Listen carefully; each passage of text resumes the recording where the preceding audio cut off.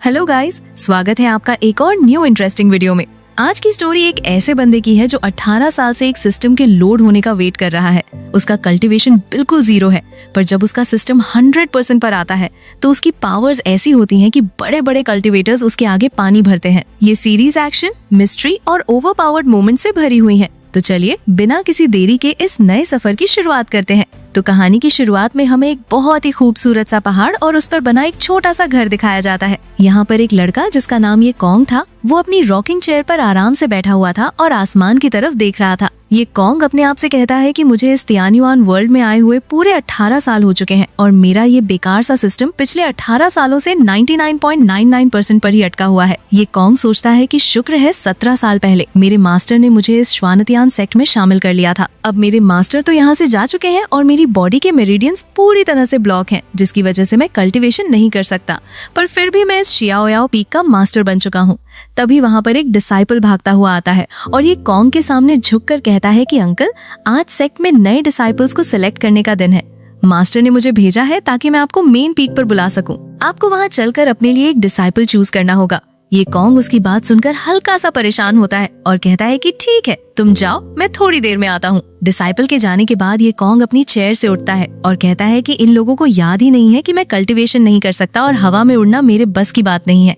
तो क्या अब मुझे वहाँ तक पैदल चलकर जाना पड़ेगा? ये बोलकर ये कॉन्ग वहाँ से पैदल निकल पड़ता है। दूसरी तरफ सीन शिफ्ट होता है और हमें श्वानतियान सेक्ट के सेक्ट मास्टर दिखाए जाते हैं जो अपने थ्रोन पर बैठे थे। एक डिसाइपल आकर उन्हें बताता है कि मास्टर, अंकल ये आने के लिए राजी हो गए हैं और वो जल्द ही यहाँ पहुँच जाएंगे। सेक्ट मास्टर ये सुनकर थोड़े हैरान होते हैं और कहते हैं कि क्या वो सच में अपने पीक से बाहर आ रहा है। फिर उन्हें याद आता है कि ये कॉन्ग के मेरिडियंस ब्लॉक हैं और वो उड़ नहीं सकता। वो अपने डिसाइपल को डांटते हुए कहते हैं कि तुम उस लड़के को पैदल चलने के लिए कैसे बोल सकते हो? शियाओयाओ पीक यहाँ से बहुत दूर है, तुम्हें उसे खुद लेने जाना चाहिए था। खैर छोड़ो, मैं खुद उसे लेने जा रहा हूँ। इसके बाद हम देखते हैं कि सेक्ट मास्टर एक बहुत ही बड़े और खूबसूरत ब्लू बर्ड पर बैठकर हवा में उड़ते हुए ये कॉन्ग के पास पहुँच जाते हैं। ये कॉन्ग उन्हें देखकर कहता है कि सीनियर ब्रदर, आपको मेरा इंतजार करना पड़ा, उसके लिए माफी चाहता हूँ। सेक्ट मास्टर उसे अपने बर्ड पर बिठा लेते हैं और कहते हैं कि इसमें तुम्हारी कोई गलती नहीं है। उस डिसाइपल को समझ नहीं थी। दोनों बर्ड पर उड़ते हुए मेन पीक की तरफ जाने लगते हैं। रास्ते में सेक्ट मास्टर ये कॉन्ग से कहते हैं कि इस बार मुझे उम्मीद है कि तुम अपने लिए एक अच्छा डिसाइपल जरूर चुनोगे जो शियाओयाओ पीक की लेगेसी को आगे बढ़ा सके और मुझे भी एक अच्छा जवाब मिल सकेगा। ये कॉन्ग थोड़ा परेशान होता है और कहता है कि पर मैं तो खुद कल्टीवेशन नहीं कर सकता, मैं किसी को क्या सिखाऊंगा। सेक्ट मास्टर उसे तसल्ली देते हुए कहते हैं कि तुम फिक्र मत करो, अगर तुम उसे नहीं सिखा पाए तो मैं तुम्हारे डिसाइपल को खुद ट्रेन करूंगा, उसके साथ कोई नाइंसाफी नहीं होगी। ये कॉन्ग ये सुनकर थोड़ा रिलैक्स हो जाता है। जल्द ही वो दोनों मेन पीक पर पहुंच जाते हैं जहां पर एक बहुत बड़ा क्राउड जमा था। हजारों नए लोग वहां आए हुए थे ताकि वो इस सेक्ट का हिस्सा बन सके। वहां का माहौल बहुत ही हाइप से भरा हुआ था। वहां पर एक एल्डर आगे आते हैं और सबको शांत होने का इशारा करते हुए अनाउंस करते हैं कि आज श्वानतियान सेक्ट का डिसाइपल सिलेक्शन सेरेमनी ऑफिशियली शुरू होता है। सेक्ट मास्टर ये कॉन्ग को बताते हैं कि हजारों साल पहले हमारे एंसेस्टर्स ने इस सेक्ट को बनाया था और कुछ रूल्स सेट किए थे जो आज तक फॉलो होते आ रहे हैं। ये कॉन्ग उन रूल्स को सुनकर सोचता है कि ये सब कितना अजीब है। तभी अचानक से ये कॉन्ग के सामने एक डिजिटल इंटरफेस ओपन होता है। उसकी आंखों के सामने जो सिस्टम 18 साल से 99.99% पर रुका हुआ था, वो अचानक से आगे बढ़ने लगता है और 100% पर पहुंचकर कंप्लीट हो जाता है। ये कॉन्ग की खुशी का ठिकाना नहीं रहता। सिस्टम के सक्सेसफुल होते ही वहाँ पर एक छोटी सी क्यूट फॉक्स स्पिरिट अपीयर होती है जो असल में उसकी सिस्टम थी। फॉक्स स्पिरिट ये कॉन्ग से कहती है कि सिस्टम बूट अप हो चुका है। ये कॉन्ग कहता है कि मैं 18 साल से तुम्हारा वेट कर रहा था और तुम अब आई हो। फॉक्स स्पिरिट उसे बताती है कि उसकी कल्टीवेशन लेवल ऑटोमेटिकली हाइड कर दी गई है और अब उसे अपना पहला मेन मिशन कंप्लीट करना होगा। मिशन ये था कि उसे एक सुप्रीम स्पिरिट रूट वाले डिसाइपल को अपना स्टूडेंट बनाना होगा। सेक्ट मास्टर ये कॉन्ग को पॉइंट आउट करके दिखाते हैं कि देखो, वहाँ पर एक लड़का है जिसके पास हाई लेवल फायर रूट है और एक और है जिसके पास वाटर रूट है। वो सब बहुत ही कमाल के कैंडिडेट्स हैं। सेक्ट मास्टर कहते हैं कि मैंने और बाकी एल्डर्स ने डिसाइड किया है कि इस बार सबसे पहले तुम अपना डिसाइपल चूज करोगे। ये कॉन्ग सोचता है कि उसे तो सुप्रीम स्पिरिट रूट वाला बच्चा चाहिए। वो फॉक्स स्पिरिट को आर्डर देता है कि स्कैनिंग फंक्शन एक्टिवेट करो और इस पूरी भीड़ में से सुप्रीम स्पिरिट रूट वाले बच्चे को ढूंढो। सिस्टम फौरन स्कैन करना शुरू करता है और एक लड़के पर आकर लॉक हो जाता है। सिस्टम बताता है कि इस लड़के का नाम लिन चेन है, इसकी एज 15 साल है और इसके पास सुप्रीम फायर रूट है, पर इसकी फैमिली को किसी ने बर्बाद कर दिया है और अब ये यहाँ मारा मारा फिर रहा है। ये कॉन्ग बिना सोचे समझे उस लड़के की तरफ इशारा करता है और कहता है कि सीनियर ब्रदर, मुझे वो लड़का चाहिए। सब लोग हैरान रह जाते हैं क्योंकि ये कॉन्ग ने किसी जीनियस को नहीं बल्कि एक फटे पुराने कपड़े पहने हुए और मिट्टी में सने हुए लड़के को चुना था। सेक मास्टर भी पूछते हैं कि क्या तुम श्योर हो, तुमने उन जीनियसेस को छोड़कर इसे क्यों चुना? ये कॉन्ग कहता है कि हाँ, मुझे यही चाहिए। लिन चेन को स्टेज पर लाया जाता है। ये कॉन्ग उसके पास आता है और कहता है कि मैं शियाओ याओ पीक का मास्टर ये कॉन्ग हूँ, क्या तुम मेरे डिसाइपल बनना चाहते हो? लिन चेन की आंखों में खुशी के आंसू आ जाते हैं और वो फौरन अपने घुटनों के बल बैठकर जमीन पर सिर रखकर कहता है कि हाँ मास्टर, मैं तैयार हूँ। वो ये कॉन्ग को अपना मास्टर मान लेता है। सीन शिफ्ट होता है और हम वापस शियाओ याओ पीक पर आ जाते हैं। ये कॉन्ग अपने रूम में होता है और सिस्टम से कहता है कि मेरा डिसाइपल लेने वाला गिफ्ट पैक ओपन करो। सिस्टम फौरन उसे उसके रिवॉर्ड्स देती है। ये कॉन्ग को 500 साल की प्योर कल्टीवेशन मिलती है, एक 7 स्टार किलिंग एरे मिलता है, एक एनलाइटनमेंट टी ट्री और एक 5th ईयर एल्केमिस्ट की क्वालिफिकेशन मिलती है। ये कॉन्ग सोचता है कि इस तियान्युआन वर्ल्ड में एक 5th ईयर एल्केमिस्ट होना बहुत बड़ी बात है। उसके बाद ये कॉन्ग बाहर आता है जहाँ लिन चेन उसका वेट कर रहा था। ये कॉन्ग उसे एक कप टी देता है। लिन चेन जैसे ही वो टी पीता है उसकी बॉडी के मेरिडियंस पूरी तरह से ओपन हो जाते हैं और उसकी बॉडी से एक जबरदस्त गोल्डन रोशनी निकलने लगती है। लिन चेन अपनी फाउंडेशन एस्टेब्लिशमेंट रेल में ब्रेक थ्रू करना शुरू कर देता है। ये कॉन्ग ये देखकर थोड़ा घबरा जाता है और सोचता है कि ओह शिट, मैं तो इसे फाउंडेशन एस्टेब्लिशमेंट पिल देना ही भूल गया। बिना पिल के ब्रेक थ्रू करना बहुत खतरनाक हो सकता है। वो जल्दी से अपनी इन्वेंट्री से एक ग्लोइंग पिल निकालता है और उसे लिन चेन के मुंह में डाल देता है। पिल खाते ही लिन चेन का ब्रेक थ्रू सक्सेसफुल हो जाता है और उसकी पावर काफी बढ़ जाती है। सिस्टम ये कॉन्ग को कॉन्ग्रेचुलेट करता है और उसे एक हेवनली टियर की स्वॉर्ड जिसका नाम बेनली स्वॉर्ड था और एक हेवनली टियर की कल्टीवेशन टेक्निक रिवॉर्ड में देता है। ये कॉन्ग वो स्वॉर्ड लिन चेन को दे देता है। ये कॉन्ग कहता है कि आज मैं तुम्हें पहाड़ से नीचे ले जाऊंगा, हम लियांगयुआन इंपीरियल कैपिटल जाएंगे और वहां जाकर तुम्हारी लिन फैमिली की बर्बादी का बदला लेंगे। लिन चेन ये सुनकर बहुत खुश होता है और कहता है कि थैंक यू मास्टर। दोनों एक जायंट बर्ड पर बैठकर वहां से निकल जाते हैं। दूसरी तरफ सेक्ट मास्टर को जब पता चलता है कि ये कॉन्ग पहाड़ से नीचे चला गया है तो वो परेशान हो जाते हैं। उन्हें लगता है कि ये कॉन्ग तो कल्टीवेशन नहीं कर सकता, अगर उसे कुछ हो गया तो प्रॉब्लम हो जाएगी। वो फौरन 3rd एल्डर को बुलाते हैं और उन्हें आर्डर देते हैं कि तुम चुपचाप ये कॉन्ग के पीछे जाओ और उसकी हिफाजत करो। 3rd एल्डर आर्डर सुनकर फौरन वहां से निकल जाते हैं। अब सीन शिफ्ट होता है और ये कॉन्ग और लिन चेन लियांगयुआन इंपीरियल कैपिटल के पैलेस के बाहर पहुंच जाते हैं। ये कॉन्ग हवा में खड़े होकर चिल्लाता है कि लियांगयुआन के एम्परर फौरन बाहर आओ वरना मैं इस पूरे पैलेस को खाक में मिला दूंगा। उसकी इतनी लाउड और एरोगेंट आवाज सुनकर 3rd एल्डर जो छुपकर उन्हें देख रहे थे वो भी हैरान रह जाते हैं कि ये कॉन्ग जिसके पास कोई पावर नहीं है वो इतनी बड़ी बातें कैसे कर रहा है। पैलेस के अंदर एम्परर अपने दरबारियों के साथ बैठकर शराब पी रहा होता है। जब वो ये कॉन्ग की आवाज सुनता है तो उसे गुस्सा आता है। वो कहता है कि किसकी इतनी हिम्मत हुई जो मेरी शांति भंग कर रहा है। वहाँ पर एक जनरल आगे आता है और कहता है कि आप फिक्र मत करें, मैं उस इंसान को अभी पकड़ कर लाता हूँ। वो जनरल बाहर आता है और ये कॉन्ग को देखकर कहता है कि बच्चे, तुम्हें पता भी है तुम कहाँ खड़े हो, आज मैं तुम्हें बताता हूँ कि मौत क्या होती है। जनरल फौरन एक पावरफुल पंच चार्ज करता है और ये कॉन्ग पर हमला कर देता है। ये कॉन्ग बिल्कुल शांत रहता है और लिन चेन से कहता है कि ध्यान से। लिन चेन आगे बढ़ता है और अपनी emperor seal art technique activate करता है। दोनों के पंचेस आपस में टकराते हैं और एक जबरदस्त एक्सप्लोजन होता है। लिन चेन की पावर इतनी ज्यादा थी कि वो उस जनरल को आसानी से पीछे धकेल देता है और जनरल जमीन पर गिरकर खून थूकने लगता है। जनरल हैरान होता है कि इस छोटे से लड़के के पास इतनी पावर कहाँ से आई। 3rd एल्डर जो ये सब देख रहे थे वो हंसते हुए वहाँ अपीयर होते हैं। वो जनरल को तांट करते हैं कि तुम जैसे लोग इतने वीक हैं। 3rd एल्डर अपनी पावरफुल ऑरा रिलीज करते हैं जिससे पूरी जमीन हिलने लगती है और वहाँ खड़े सारे गार्ड्स पीछे हट जाते हैं। 3rd एल्डर ये कॉन्ग और लिन चेन के पास आते हैं और सोचते हैं कि इन दोनों के पास तो मेरे लेवल की पावर है। तभी पैलेस से एम्परर बाहर आता है और 3rd एल्डर से कहता है कि आप लोग कहाँ से आए हैं और आपको क्या चाहिए। ये कॉन्ग आगे बढ़ता है और एम्परर से पूछता है कि क्या तुम्हें लिन फैमिली याद है। एम्परर थोड़ा घबराता है। ये कॉन्ग कहता है कि लिन फैमिली को तुम्हारे बेटे यानी क्राउन प्रिंस ने बर्बाद किया था। आज मैं अपने डिसाइपल के लिए इंसाफ लेने आया हूँ, तुम्हें इसका जवाब देना पड़ेगा। एम्परर ये सुनकर बहुत डरता है क्योंकि उसे पता था कि ये लोग बहुत पावरफुल हैं। वो फौरन अपने आदमियों को आर्डर देता है कि एक डिक्री लिखो जिसमें क्राउन प्रिंस को उसके सारे टाइटल से हटा दिया जाए और उसे उसके किए की सजा मिले। ये कॉन्ग कहता है कि सिर्फ इतना काफी नहीं है, मैं उन्हें कल का सूरज नहीं देखने दूंगा। ये कॉन्ग एक हीलिंग पिल एम्परर की तरफ फेंकता है और कहता है कि ये पिल तुम्हारी इंजरीज ठीक कर देगी, पर याद रखना आइंदा से अपनी आवाम के साथ अच्छा बर्ताव करना। इसके बाद हम देखते हैं कि पूरी सिटी में लोग जश्न मना रहे हैं। क्राउन प्रिंस का मैंशन जल रहा होता है और लोग बहुत खुश होते हैं। एक बूढ़ी औरत आसमान की तरफ देखती है और कहती है कि हमारा बदला पूरा हो गया। सीन शिफ्ट होता है और गार्ड्स क्राउन प्रिंस के पास एम्परर का फरमान लेकर पहुंचते हैं। गार्ड्स उसे बताते हैं कि एम्परर ने उसे मौत की सजा सुनाई है और उसे जहर पीना होगा।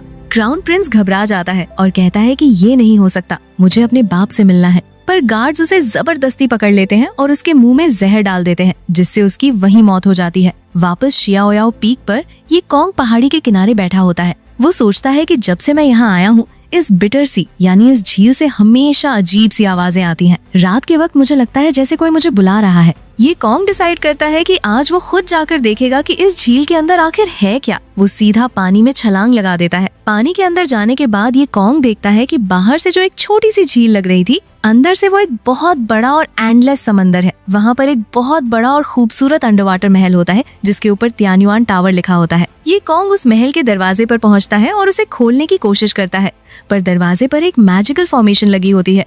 ये कॉन्ग सोचता है कि मुझे तो फॉर्मेशंस के बारे में कुछ नहीं पता। अगर मैंने इसे जबरदस्ती खोलने की कोशिश की तो अंदर का सामान खराब हो सकता है।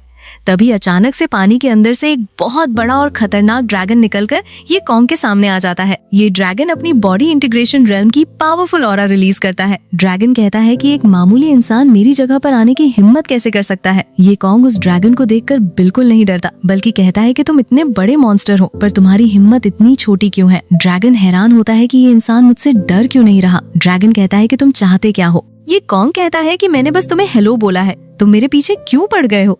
हमारी कोई दुश्मनी तो है नहीं। एक काम करो, मैं तुम्हें एक हेवनली टीयर की टेक्निक देता हूँ, तुम उसे लो और यहाँ से चले जाओ। ड्रैगन कहता है कि मैं किसी की बात नहीं मानता और ये कॉन्ग पर दहाड़ता है। ये कॉन्ग कहता है कि मुझे नफरत उन लोगों से है जो मुझ पर चिल्लाते हैं। ड्रैगन फौरन समझ जाता है कि ये इंसान कोई आम आदमी नहीं है और वो वहाँ से भागने लगता है। ये कॉन्ग उसका पीछा करता है और कहता है कि अब तुम भाग क्यों रहे हो। तभी सिस्टम फॉक्स अपीयर होती है और ये कॉन्ग को बताती है कि मास्टर, आपके सिस्टम इन्वेंट्री में एक 9 हेडेड हेल हाउंड पड़ा हुआ है, आप उसे बाहर क्यों नहीं निकालते। ये कॉन्ग कहता है कि ओह हाँ, मैं तो भूल ही गया था। ये कॉन्ग फौरन अपने हाथ से एक फॉर्मेशन बनाता है और उस हेल हाउंड को समन करता है। पर जब वो हाउंड बाहर आता है तो वो कोई डरावना मॉन्स्टर नहीं, बल्कि एक बहुत ही क्यूट सा हस्की डॉग होता है। ये कॉन्ग उस कुत्ते को देखकर सिस्टम से कहता है कि तुमने तो कहा था कि ये 9 हेडेड हेल हाउंड है, पर ये तो एक मामूली सा कुत्ता है, क्या तुम्हारी आंखें खराब है। सिस्टम फॉक्स वार्निंग देने लगती है कि मास्टर, सिस्टम को गाली देना मना है। अब सीन शिफ्ट होता है और हम देखते हैं कि आसमान में एक कैरेज उड़ती हुई श्वानतियान सेक्ट के दरवाजे पर आती है। उसमें से एक बूढ़ा आदमी और एक यंग लड़का बाहर निकलते हैं। लड़के ने ब्लैक और गोल्ड कलर के रॉयल कपड़े पहने हुए थे। वो लड़का सेक्ट के गार्ड्स को एक टोकन देता है और कहता है कि मुझे ग्रैंड एल्डर से मिलना है। गार्ड टोकन देखकर समझ जाता है कि ये कोई आम इंसान नहीं है। दूसरी तरफ ये कॉन्ग को सिस्टम से एक नया साइड क्वेस्ट मिलता है। क्वेस्ट था कि उसे अपने बिछड़े हुए परिवार से मिलना है। ये कॉन्ग सिस्टम से पूछता है कि आखिर मेरी ओरिजिनल आइडेंटिटी क्या है। सिस्टम बताती है कि आप तियानश्वान डायनेस्टी के पिछले एम्परर के सबसे बड़े बेटे हैं। जब आप 6 साल के थे तो दुश्मनों ने आप पर हमला किया था और आप एक खाई में गिर गए थे। और जो अभी तियानश्वान डायनेस्टी का एम्परर है वो आपका सगा छोटा भाई है। ये कॉन्ग ये सुनकर शॉक हो जाता है कि उसका एक भाई भी है। वहीं पर वो यंग लड़का जो सेक्ट में आया था वो अचानक से जमीन पर गिर जाता है और उसके मुंह से खून निकलने लगता है। बूढ़ा आदमी घबरा कर उसे उठाता है। लड़का कहता है कि मेरे अंदर का जहर फैल रहा है, मुझे जल्दी से शियाओयाओ पीक पर जाना होगा। उसके बाद वो लड़का शियाओयाओ पीक के हॉल में पहुंचता है जहां ये कॉन्ग अपनी कुर्सी पर बैठा होता है। ये कॉन्ग उस लड़के को देखकर एक अजीब सा कनेक्शन फील करता है और सोचता है कि इसे देखकर मुझे इतना अपनापन क्यों लग रहा है। वो लड़का ये कॉन्ग के पास आता है और अपनी बेल्ट से एक जैट टोकन निकालकर उसे दिखाता है। ये कॉन्ग भी अपना जैट टोकन निकालता है। दोनों टोकन्स आपस में जुड़ जाते हैं। ये टोकन उनके फादर ने उन्हें दिया था। लड़का कहता है कि बड़े भाई, क्या आप सच में मेरे भाई हैं?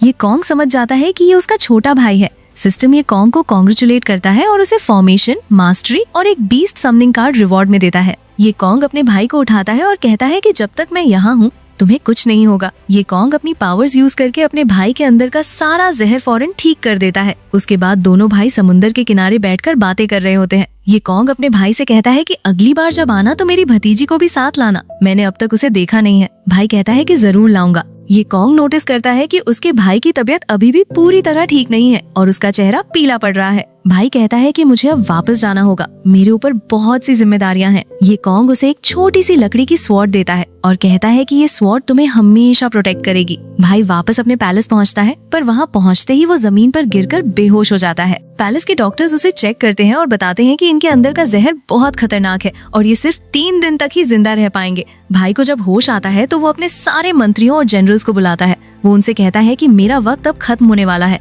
अगर मैं मर गया तो पूरे एम्पायर में केओस फैल जाएगा। वो अपने जनरल को ऑर्डर देता है कि 2 लाख ट्रूप्स को फॉरेन कैपिटल की हिफाजत के लिए बुला लो और कल ही मेरी बेटी प्रिंसेस छांगले को नया रूलर अनाउंस कर दो। अगले दिन एक आदमी जिसका नाम प्रिंस ऑफ छिन था, जो कि एम्परर का चाचा था, उसे खबर मिलती है कि एम्परर मरने वाला है। वो कहता है कि अपनी सारी आर्मी को तैयार करो, आज हम कैपिटल पर अटैक करेंगे। वहाँ पैलेस में प्रिंसेस छांगले की कोरोनेशन सेरेमनी शुरू हो चुकी थी। एक मिनिस्टर सबके सामने डिक्री पढ़कर सुनाता है कि आज से प्रिंसेस छांगले इस एम्पायर की नई रूलर होंगी। तभी अचानक से प्रिंस ऑफ छिन अपने साथ एक बहुत बड़ी आर्मी लेकर पैलेस में घुस आता है। उसने एम्परर वाले ड्रैगन रोब्स पहने हुए थे। एम्परर उसे देखकर कहता है कि तुम्हारी इतनी हिम्मत कि तुमने ड्रैगन रोब्स पहने हैं, ये तो सीधा सीधा बगावत है। प्रिंस ऑफ छिन कहता है कि इस थ्रोन पर मेरा हक है, तुमने मुझसे बिना पूछे अपनी बेटी को रूलर कैसे बना दिया। एम्परर कहता है कि तुमने पूरे पैलेस को अपनी आर्मी से घेर लिया है, तुम चाहते क्या हो। तभी एक सोल्जर आता है और एम्परर को बताता है कि बॉर्डर पर युहुआ डिवाइन डायनेस्टी के 3 लाख सोल्जर्स ने अटैक कर दिया है और उन्होंने एक लेटर भेजा है। लेटर में लिखा था कि अगर थ्रोन प्रिंस ऑफ छिन को नहीं दिया गया तो वो लोग पूरी सिटी को तबाह कर देंगे और सबको मार देंगे। ये सुनकर एम्परर के मुंह से खून निकल आता है। उसे समझ आ जाता है कि उसके चाचा ने दुश्मनों के साथ मिलकर गद्दारी की है। एम्परर मजबूर होकर कहता है कि ठीक है, मैं थ्रोन तुम्हें देता हूँ, पर मेरी फैमिली और मासूम लोगों को मत मारना। वो इंपीरियल सील प्रिंस ऑफ छिन को दे देता है। प्रिंस ऑफ छिन सील लेकर कहता है कि आज इन सबको मार दो, कोई भी जिंदा नहीं बचना चाहिए। एम्परर कहता है कि तुमने तो वादा किया था। तभी वहाँ पर एक बूढ़ा आदमी जिसका नाम फू लाओ था, वो आगे आता है।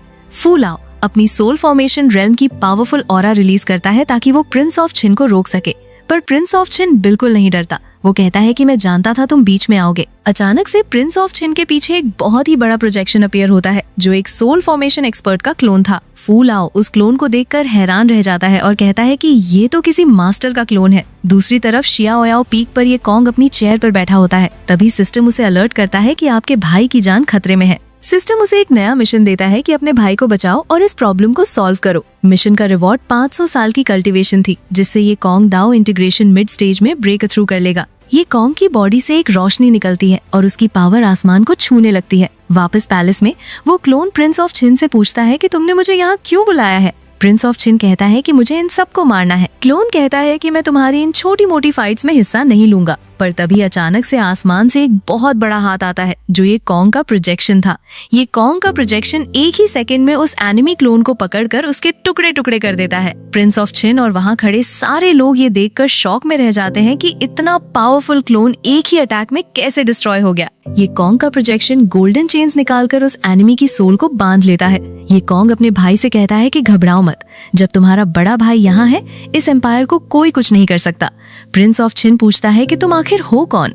ये कॉन्ग कहता है कि तुम जैसे इंसान को मेरा नाम जानने की कोई जरूरत नहीं है। ये कॉन्ग अपने फिंगर से एक लेजर बीम निकालता है, जो सीधा प्रिंस ऑफ छिन के सीने के आर पार हो जाती है और वो वहीं जमीन पर गिरकर मर जाता है। वहीं पैलेस के बाहर एक सोल्जर जख्मी हालत में भागता हुआ एम्परर के पास आता है और बताता है कि युहुआ डिवाइन डायनेस्टी की 3 लाख की बहुत ही मैसिव आर्मी ने बॉर्डर पर हमला कर दिया है और वो लोग सिटी की तरफ तेजी से आगे बढ़ रहे हैं। ये खबर सुनकर वहाँ खड़े सारे लोग टेंशन में आ जाते हैं। पर ये कॉन्ग आगे बढ़ता है और अपने छोटे भाई के कंधे पर हाथ रखकर बहुत ही काम तरीके से कहता है कि तुम इस बात की बिल्कुल भी फिक्र मत करो, इस पूरी आर्मी को मैं अकेला ही संभाल लूंगा। ये बोलकर ये कॉन्ग बिना वक्त जाया किए सीधा हवा में उड़ता हुआ दुश्मन की आर्मी की तरफ निकल पड़ता है। सीन शिफ्ट होता है और हमें वो 3 लाख सोल्जर्स की आर्मी दिखाई जाती है, जो पूरी तैयारी के साथ आगे बढ़ रही थी। तभी आसमान से ये कॉन्ग उनके सामने लैंड करता है। ये कॉन्ग अपनी हेवनली टियर की बेनले स्वॉर्ड निकालता है, जिसके ब्लेड से बहुत ही खतरनाक और पावरफुल लाइटनिंग स्पार्क्स निकल रहे होते हैं। वो हवा में जंप करता है और एक ही मैसिव स्वॉर्ड स्लैश दुश्मन की आर्मी पर लॉन्च कर देता है। स्वॉर्ड से निकलने वाली लाइटनिंग इतनी ज्यादा पावरफुल थी कि जमीन फटने लगती है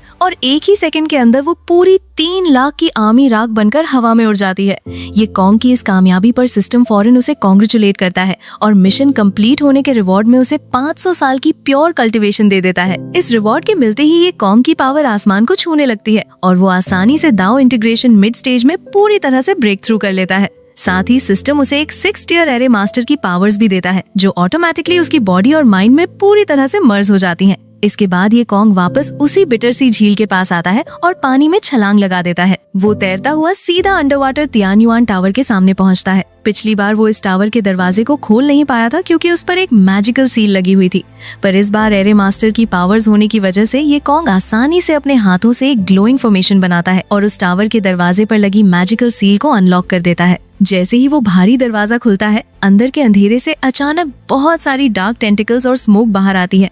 ये कॉन्ग पीछे हटता है और कहता है कि इस चीज ने तो मुझे डरा ही दिया था। वो अंदर जाता है तो उसे सामने एक बहुत बड़ी स्टोन की दीवार मिलती है जिस पर कुछ एंशिएंट वर्ड्स लिखे हुए थे। ये कॉन्ग को वो भाषा समझ नहीं आती तो सिस्टम फौरन उन वर्ड्स को स्कैन करके ट्रांसलेट करता है। ट्रांसलेशन में लिखा था कि हजारों साल पहले एंशिएंट इमॉर्टल कॉन्टिनेंट में एक डीमन वेनरेबल ने आकर तबाही मचाई थी और हर तरफ केओस फैल गया था। उस वक्त इस दुनिया को बचाने के लिए आसमान से 9 ड्रैगन्स नीचे आए थे।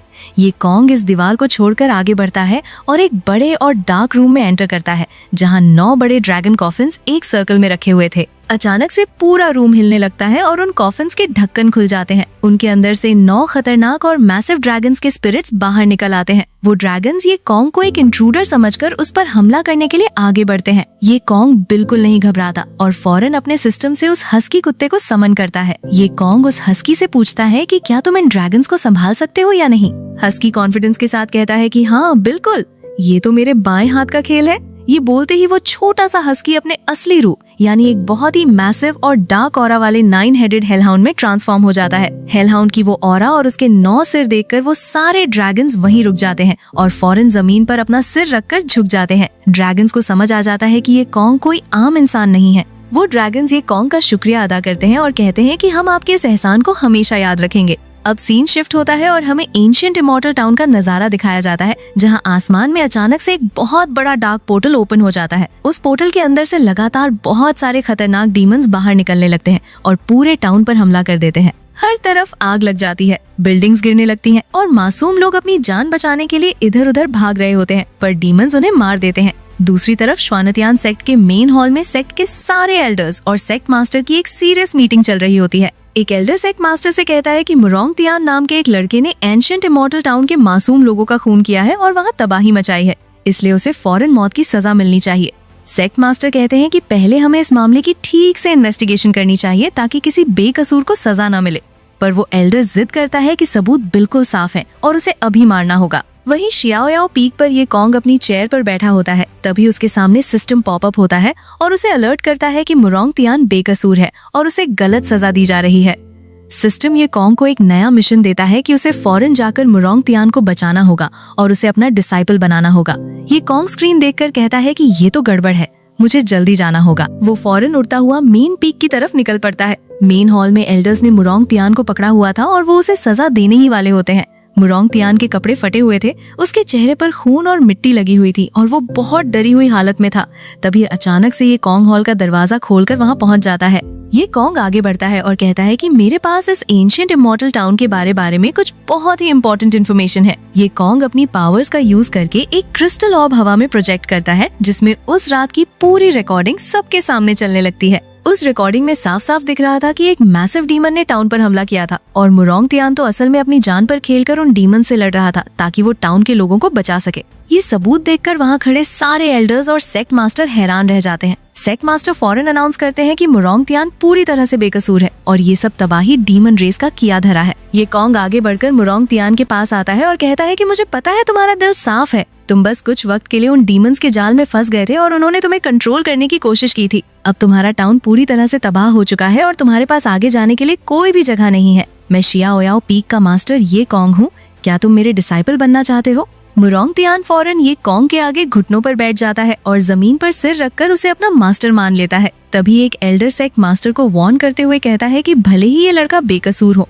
पर इसके हाथों मासूम लोगों का खून बहा है, इसे सेक्ट में रखना आगे चलकर हमारे लिए खतरनाक हो सकता है। सेक्ट मास्टर उस एल्डर को चुप कराते हुए कहते हैं कि तुम ये कॉन्ग को हल्के में मत लो। वो दिखने में भले ही सिंपल जरूर लगता है, पर वो अंदर से बहुत स्मार्ट है और वो जानता है कि वो क्या कर रहा है। इसके बाद ये कॉन्ग मुरोंग तियान को लेकर वापस अपने शियाओयाओ पीक पर आ जाता है। सिस्टम ये कॉन्ग को मिशन सक्सेसफुली कंप्लीट होने पर कांग्रेचुलेट करता है। ये कॉन्ग मुरोंग तियान से कहता है कि टाउन में जो कुछ भी हुआ उसमें तुम्हारी कोई गलती नहीं थी, पर तुम्हारे अंदर का गुस्सा और पास्ट का ऑब्सेशन बहुत ज्यादा बढ़ चुका है जो आगे चलकर तुम्हारी कल्टीवेशन के लिए बहुत बुरा साबित हो सकता है। इसलिए आज से तुम्हारा काम ये होगा कि तुम हर रोज 300 बाल्टी पानी भरकर लाओगे और 100 लकड़ियां काटोगे। ये रूटीन तुम्हें लगातार 3 महीने तक फॉलो करना होगा ताकि तुम्हारा माइंड पूरी तरह से शांत हो सके। मुरोंग तियान बिना किसी सवाल के अपने मास्टर की बात मान लेता है और कहता है कि मैं जरूर करूंगा। ये कॉन्ग उसे एक फिजिकल ट्रेनिंग का मैनुअल भी देता है और कहता है कि फ्री वक्त में इसकी प्रैक्टिस करना और ठीक से कल्टीवेशन करना। उसके बाद ये कॉन्ग एक बड़े से हॉल में जाता है और वहाँ पर अपनी पावर्स का यूज करके बहुत सारे गोल्डन स्टैच्यूज को समन करता है जो बिल्कुल वॉरियर्स की तरह लग रहे थे। ये कॉन्ग उन स्टैच्यूज को देखकर स्माइल करता है जैसे वो किसी बहुत बड़ी चीज की तैयारी कर रहा हो। कुछ दिन गुजर जाते हैं। एक दिन अचानक से श्वानतियान सेक्ट के आसमान में बाकी मेजर सेक्ट्स की बहुत सारी बड़ी फ्लाइंग शिप्स आ जाती हैं। उन सेक्ट्स के लीडर्स श्वानतियान सेक्ट पर सीधा इल्जाम लगाते हैं कि उन्होंने डीमन रेस के साथ हाथ मिला लिया है और इंसानों के साथ गद्दारी की है। ये सुनकर श्वानतियान सेक्ट मास्टर फॉरेन बाहर आते हैं और इन इल्जामात को पूरी तरह से गलत बताते हैं। वो कहते हैं कि हमारा सेक्ट ऐसी गद्दारी और नीच हरकत कभी नहीं कर सकता। पर बाकी सेक्ट्स के लीडर्स उनकी बात सुनने को तैयार ही नहीं थे और कहते हैं कि हमें डीमंस को हर हाल में खत्म करना ही होगा। वहीं दूसरी तरफ ये कॉन्ग अपने कमरे में अकेले बैठकर कल्टीवेट कर रहा होता है। सिस्टम उसे अलर्ट करता है कि उसकी कल्टीवेशन लेवल भले ही सिस्टम ने गिफ्ट की है पर उसका सोल अभी भी बहुत वीक है, जिसकी वजह से वो कुछ एडवांस टेक्निक्स को ठीक से प्रोसेस नहीं कर पा रहा। तभी वहाँ एक डिसाइपल भागता हुआ आता है और ये कॉन्ग को बताता है कि 3 दिन बाद आउटर सेक्ट का सबसे बड़ा कंपटीशन शुरू होने वाला है और सेक्ट मास्टर ने स्पेशली आपको वहाँ इनवाइट किया है। ये कॉन्ग कहता है कि ठीक है, मैं वक्त पर आ जाऊंगा। 3 दिन बाद कंपटीशन का दिन आ जाता है। ये कॉन्ग एक बहुत ही बड़े बर्ड पर बैठकर मुरोंग तियान के साथ कंपटीशन एरिया में पहुंचता है। वहाँ खड़े बाकी पीक्स के डिसाइपल्स ये कॉन्ग को देखकर आपस में उसका मजाक उड़ाते हैं और कहते हैं कि ये तो वही बिना कल्टीवेशन वाला बेकार पीक मास्टर है, इसे तो कुछ आता ही नहीं है। कंपटीशन के दौरान किसी दूसरे पीक का एक डिसाइपल अचानक से आगे आता है और सेक्ट मास्टर से कहता है कि ये कॉन्ग के पास तो कोई कल्टीवेशन है ही नहीं, तो उसे पीक मास्टर की पोजीशन से फौरन हटा देना चाहिए। वो कहता है कि अगर एक 0 कल्टीवेशन वाला बंदा पीक मास्टर बन सकता है तो मुझ जैसे फाउंडेशन एस्टेब्लिशमेंट वाले को तो सीधा सुप्रीम एल्डर होना चाहिए। उसकी ऐसी बातें देखकर सेक्ट मास्टर को बहुत ज्यादा गुस्सा आता है। वो फौरन उस डिसाइपल को सजा सुनाते हैं कि उसे 100 साल तक दीवार की तरफ मुंह करके अकेले बैठना होगा। उसकी पोजीशन डाउन करके उसे इनर डिसाइपल बना दिया जाएगा और उसे 100 लाइटनिंग स्ट्राइक्स की सजा मिलेगी।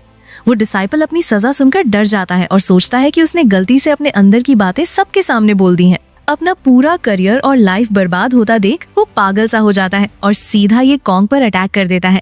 जैसे ही वो तेजी से ये कॉन्ग के पास पहुंचता है, ये कॉन्ग अपनी जगह से हिलता तक नहीं और बस अपना हाथ आगे करता है। एक जबरदस्त इनविजिबल फोर्स उस डिसाइपल को हवा में उड़ा देती है, जिससे वो खून थूकता हुआ दूर जाकर जमीन पर गिरता है। उसी वक्त ये कॉन्ग की बॉडी से नेसेंट सोल रेल्म की बहुत ही पावरफुल ऑरा रिलीज होती है, जिसे पूरे स्टेडियम में फील किया जा सकता था। वहाँ खड़े सारे डिसाइपल्स और एल्डर्स ये ऑरा फील करके पूरी तरह से शॉक में रह जाते हैं कि ये कॉन्ग, जिसे वो ट्रैश समझते थे, वो तो इतना पावरफुल है। सेक्ट मास्टर भी हैरानी से ये कॉन्ग से पूछते हैं कि तुमने नेसेंट सोल रेल्म में कब ब्रेक थ्रू कर लिया। ये कॉन्ग इस बात का कोई सीधा जवाब नहीं देता और बस हल्का सा स्माइल करता है। इसके बाद आउटर सेक्ट के टॉप 500 डिसाइपल्स की लिस्ट अनाउंस की जाती है। ये कॉन्ग सेक्ट मास्टर के पास आता है और कहता है कि मुझे अपने शियाओयाओ पीक के लिए इनमें से कुछ डिसाइपल्स चाहिए। सेक्ट मास्टर खुशी से उसे परमिशन दे देते हैं। ये कॉन्ग अपनी पावर्स का यूज करते हुए भीड़ में से कुछ बेस्ट और टैलेंटेड डिसाइपल्स पर लाइट बीम्स प्रोजेक्ट करता है और अनाउंस करता है कि आज से तुम सबकी पहली आइडेंटिटी खत्म। चाहे तुम पहले कुछ भी थे, पर अब से तुम सब मेरे शियाओयाओ पीक के डिसाइपल्स हो। वो सारे चुने हुए डिसाइपल्स बहुत खुश होते हैं और ये कॉन्ग को अपना मास्टर मानकर उसके पीछे चलने को तैयार हो जाते हैं। ये कॉन्ग उन सारे नए डिसाइपल्स को लेकर उसी हॉल में आता है जहां उसने वो गोल्डन स्टैच्यूज रखे हुए थे। ये कॉन्ग उन्हें बताता है कि इस वक्त दुनिया में डीमन सोर्स तेजी से फैल रहा है और हर तरफ केओस मचा हुआ है। अगर इस डीमन सोर्स को नहीं रोका गया तो पूरी दुनिया तबाह हो जाएगी। वो उन डिसाइपल्स से कहता है कि अपनी स्पिरिचुअल एनर्जी को इन स्टैच्यूज के अंदर डालो ताकि तुम इनकी आर्टिसन पावर को इनहेरिट कर सको और इस दुनिया को बचाने की बहुत बड़ी जिम्मेदारी उठा सको। दूसरी तरफ सेक्ट के एक सीक्रेट रूम में सेक्ट के सबसे पुराने एंसेस्टर छिनमो सेक्ट मास्टर से अकेले में बात कर रहे थे। ओल्ड एंसेस्टर की हालत ठीक नहीं लग रही थी। वो कहते हैं कि मेरी उम्र अब पूरी हो चुकी है और मैं किसी भी वक्त इस दुनिया से जा सकता हूँ, पर मेरे मरने के बाद बाकी दुश्मन सेक्ट्स हम पर जरूर हमला करेंगे ताकि वो इस सेक्ट को तबाह कर सकें। इसलिए मेरी मौत की खबर को पूरी तरह से छुपा कर रखना और किसी को पता न चलने देना। कुछ देर बाद सेक्ट मास्टर का सगा भाई, जो कि सेक्ट का वाइस सेक्ट मास्टर था, वो खुशी से भागता हुआ अपने भाई के पास आता है और कहता है कि बड़ा भाई, ओल्ड एंसेस्टर ठीक है, अब हमारी पास्ट की ग्रेट झो डायनेस्टी को दोबारा खड़ा करने का सपना पूरा हो सकता है। सेक्ट मास्टर अपने भाई की ये बात सुनकर उसे एक थप्पड़ मारते हैं और कहते हैं कि ग्रेट झो डायनेस्टी अब पास्ट बन चुकी है, उसे भूल जाओ। अगर ओल्ड एंसेस्टर ने हमें उस वक्त यहाँ पनाह ना दी होती तो हम दोनों कब के मर चुके होते। वाइस सेक्ट मास्टर ये सुनकर बहुत गुस्सा होता है। जैसे ही वो वहाँ से बाहर आता है, अचानक उसके पीछे एक डीमन की डार्क स्पिरिट अपीयर होती है। डीमन उससे कहता है कि मैं तुम्हें वो सब कुछ दिला सकता हूँ जो तुम चाहते हो। अगर तुम मेरे साथ मिल जाओ तो तुम इस पूरे एम्पायर के अकेले रूलर बन जाओगे। वाइस सेक्ट मास्टर पूछता है कि बदले में तुम्हें क्या चाहिए। डीमन कहता है कि मुझे बस ब्लड स्टोन्स चाहिए। डीमन उसे एक डार्क क्रिस्टल देता है और कहता है कि जब तुम्हारा इरादा पक्का हो जाए तो इसे तोड़ देना, मैं आ जाऊंगा। वाइस सेक्ट मास्टर बिना सोचे समझे पावर के लालच में उस क्रिस्टल को वहीं तोड़ देता है और डीमन के साथ डील कर लेता है। कहीं और ओल्ड एंसेस्टर अकेले चल रहे होते हैं, तभी अचानक से उनका बैलेंस बिगड़ता है।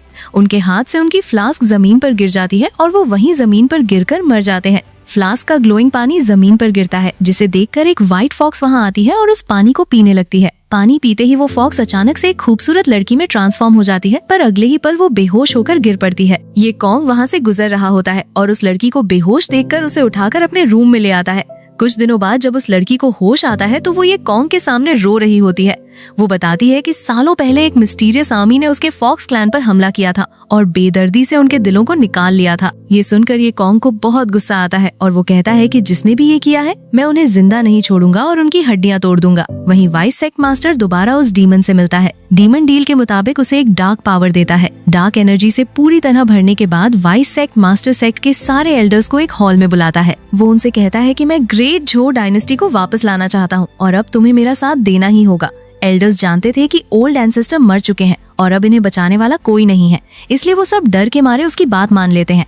इसके बाद वाइस सेक्ट मास्टर सीधा अपने भाई यानी सेक्ट मास्टर के पास जाता है और कहता है कि अब इस सेक्ट पर मेरा राज होगा। सेक्ट मास्टर उसे रोकने के लिए अपनी पूरी पावर से हमला करते हैं, पर वाइस सेक्ट मास्टर अपनी नई डार्क पावर्स का यूज करके अपने भाई को आसानी से हरा देता है और उसे खून थूकता हुआ जमीन पर गिरा देता है। वाइस सेक्ट मास्टर अनाउंस करता है कि आज से श्वानतियान सेक्ट हमेशा के लिए खत्म हो चुका है। अब सबको ग्रेट झो डायनेस्टी के अंडर काम करना होगा और जो मेरी बात नहीं मानेगा उसे वहीं मार दिया जाएगा। 10 दिन गुजर जाते हैं। वाइस सेक्ट मास्टर एक बहुत बड़ी आर्मी तैयार कर लेता है। एक एल्डर आकर उसे रिपोर्ट देता है कि ज्यादातर डिसाइपल्स ने डर के मारे हमारी बात मान ली है, पर ग्रेट एल्डर सैंटेस और कुछ मेन डिसाइपल्स यहाँ से भाग गए हैं। वाइस सेक्ट मास्टर कहता है कि उन छोटी मछलियों को भागने दो, उनसे कोई फर्क नहीं पड़ता। वो अपनी आर्मी को ऑर्डर देता है कि फौरन आगे बढ़ो, हमें हर हाल में 2 दिन के अंदर दाची डायनेस्टी पर कब्जा करना है। दूसरी तरफ आसमान में ये कॉन्ग अपने डिसाइपल्स के साथ मौजूद था। उन सब ने मिलकर एक पावरफुल 7 पर्सन एरे फॉर्मेशन बनाई हुई थी। आसमान में एक बहुत बड़ा डार्क वॉर्टेक्स ओपन होता है, जिसमें से उस डीमन की आवाज आती है जो हंस रहा होता है। वॉर्टेक्स के अंदर एक जायंट डीमन फेस अपीयर होता है जो सबको तबाह करने के इरादे से आया था, पर ये कॉन्ग बिल्कुल नहीं डरता और अपने डिसाइपल्स को अटैक करने का ऑर्डर देता है। सारे डिसाइपल्स एक साथ अपनी फॉर्मेशन से पावरफुल एनर्जी बीम्स फायर करते हैं जो सीधा उस डीमन पोर्टल पर जा लगती हैं। डीमन दर्द से चिल्लाता है और कहता है कि मैं इस हार को नहीं मानूंगा, पर उनका कंबाइंड अटैक इतना पावरफुल होता है कि वो पूरा पोर्टल एक ही झटके में ब्लास्ट हो जाता है और डीमन वहीं डिस्ट्रॉय हो जाता है। जैसे ही आसमान साफ होता है, ये कॉन्ग और उसके डिसाइपल्स नीचे जमीन की तरफ देखते हैं, जहां हजारों की तादाद में लोग बिल्कुल शांत और स्टैच्यूज की तरह खड़े थे, जैसे उन्हें किसी ने पूरी तरह से कंट्रोल किया हुआ हो। मुरोंगतियान हैरानी से ये कॉन्ग से पूछता है कि मास्टर, इन सब लोगों को आखिर क्या हुआ है और क्या हम इनके लिए कुछ कर सकते हैं। सीन शिफ्ट होता है और हमें सेक्ट मास्टर दिखाए जाते हैं जो एक छोटे से बच्चे से बात कर रहे थे। सेक्ट मास्टर उस बच्चे से पूछते हैं कि तुम्हारा नाम क्या है। बच्चा रिस्पेक्ट के साथ हाथ जोड़कर जवाब देता है कि मेरा नाम झांग एरगांव है और मैं झांगजिया विलेज का रहने वाला हूँ। सेक्ट मास्टर उसकी बात सुनकर नोट करते हैं और अपने हाथ में एक चमकती हुई ब्लू कलर की मैजिकल ऑर्ब निकालते हैं। सेक्ट मास्टर वो ऑर्ब झांग एरगांव को देते हुए कहते हैं कि एरगांव, तुम्हें इस आइटम को हिफाजत के साथ ईस्टर्न रीजन के हेवनली दाओ अलायंस यानी डोंग्यू तियान दाओ मेंग तक पहुंचाना होगा। सेक्ट मास्टर बताते हैं कि हेवनली दाओ अलायंस का हमेशा से यही एक मेन मकसद रहा है कि वो इस दुनिया में इंसाफ और आर्डर को मेंटेन रखें। अगर तुम ये उन तक पहुंचा दोगे तो वो लोग इस मामले को इग्नोर नहीं करेंगे और जरूर हमारी मदद करेंगे। झांग एरगांव वो और पकड़ लेता है और सेक्ट मास्टर को यकीन दिलाता है कि वो इस काम को पूरा करेगा। इसके फौरन बाद हम देखते हैं कि झांग एरगांव और बाकी सारे डिसाइपल्स एक साथ हवा में उड़ते हुए अपने मिशन के लिए निकल जाते हैं। सेक्ट मास्टर और बाकी एल्डर्स वहीं खड़े होकर उन्हें आसमान में दूर जाते हुए देखते हैं। दूसरी तरफ सीन शिफ्ट होता है और हमें ये कॉन्ग दिखाया जाता है जो अकेले शांति से बैठा हुआ था। तभी अचानक से उसके सामने उसका सिस्टम इंटरफेस पॉपअप होता है और एक नोटिफिकेशन साउंड आती है। सिस्टम ये कॉन्ग को कॉन्ग्रेचुलेट करते हुए बताता है कि मास्टर, आपने अपना पिछला मिशन कंप्लीट कर लिया है और अब आपको आपके रिवॉर्ड्स दिए जा रहे हैं। सिस्टम बताता है कि पहले रिवॉर्ड के तौर पर ये कॉन्ग को ताइगू ईफू स्पेस मिलता है, जो कि एक पावरफुल एंशिएंट रेलिक स्पेस था। ये कॉन्ग की आंखें चमक उठती हैं। इसके बाद सिस्टम दूसरा और सबसे बड़ा रिवॉर्ड अनाउंस करता है, जो कि हुंदन मोशेंती यानी केओस डीमन गॉड बॉडी था। ये एक ऐसी पावरफुल फिजिक थी जो किसी भी आम कल्टिवेटर को एक इनविंसिबल मॉन्स्टर बना सकती थी। ये कॉन्ग अपने हाथ में एक डार्क रिंग को देखता है जो इन रिवॉर्ड्स को स्टोर किए हुए थी और उसके चेहरे पर एक कॉन्फिडेंट स्माइल आ जाती है। कुछ देर बाद हम देखते हैं कि ये कॉन्ग एक झील के किनारे बैठकर आराम से फिशिंग कर रहा था। माहौल बिल्कुल शांत था, पर तभी अचानक से उसकी क्यूट सी पिंक फॉक्स सिस्टम दोबारा अपीयर होती है और उसे एक नया अलर्ट देती है। सिस्टम फॉक्स बताती है कि मास्टर, सिस्टम ने एक ऐसे डिसाइपल को ढूंढ लिया है जो आपके रिक्वायरमेंट्स को पूरी तरह से मैच करता है।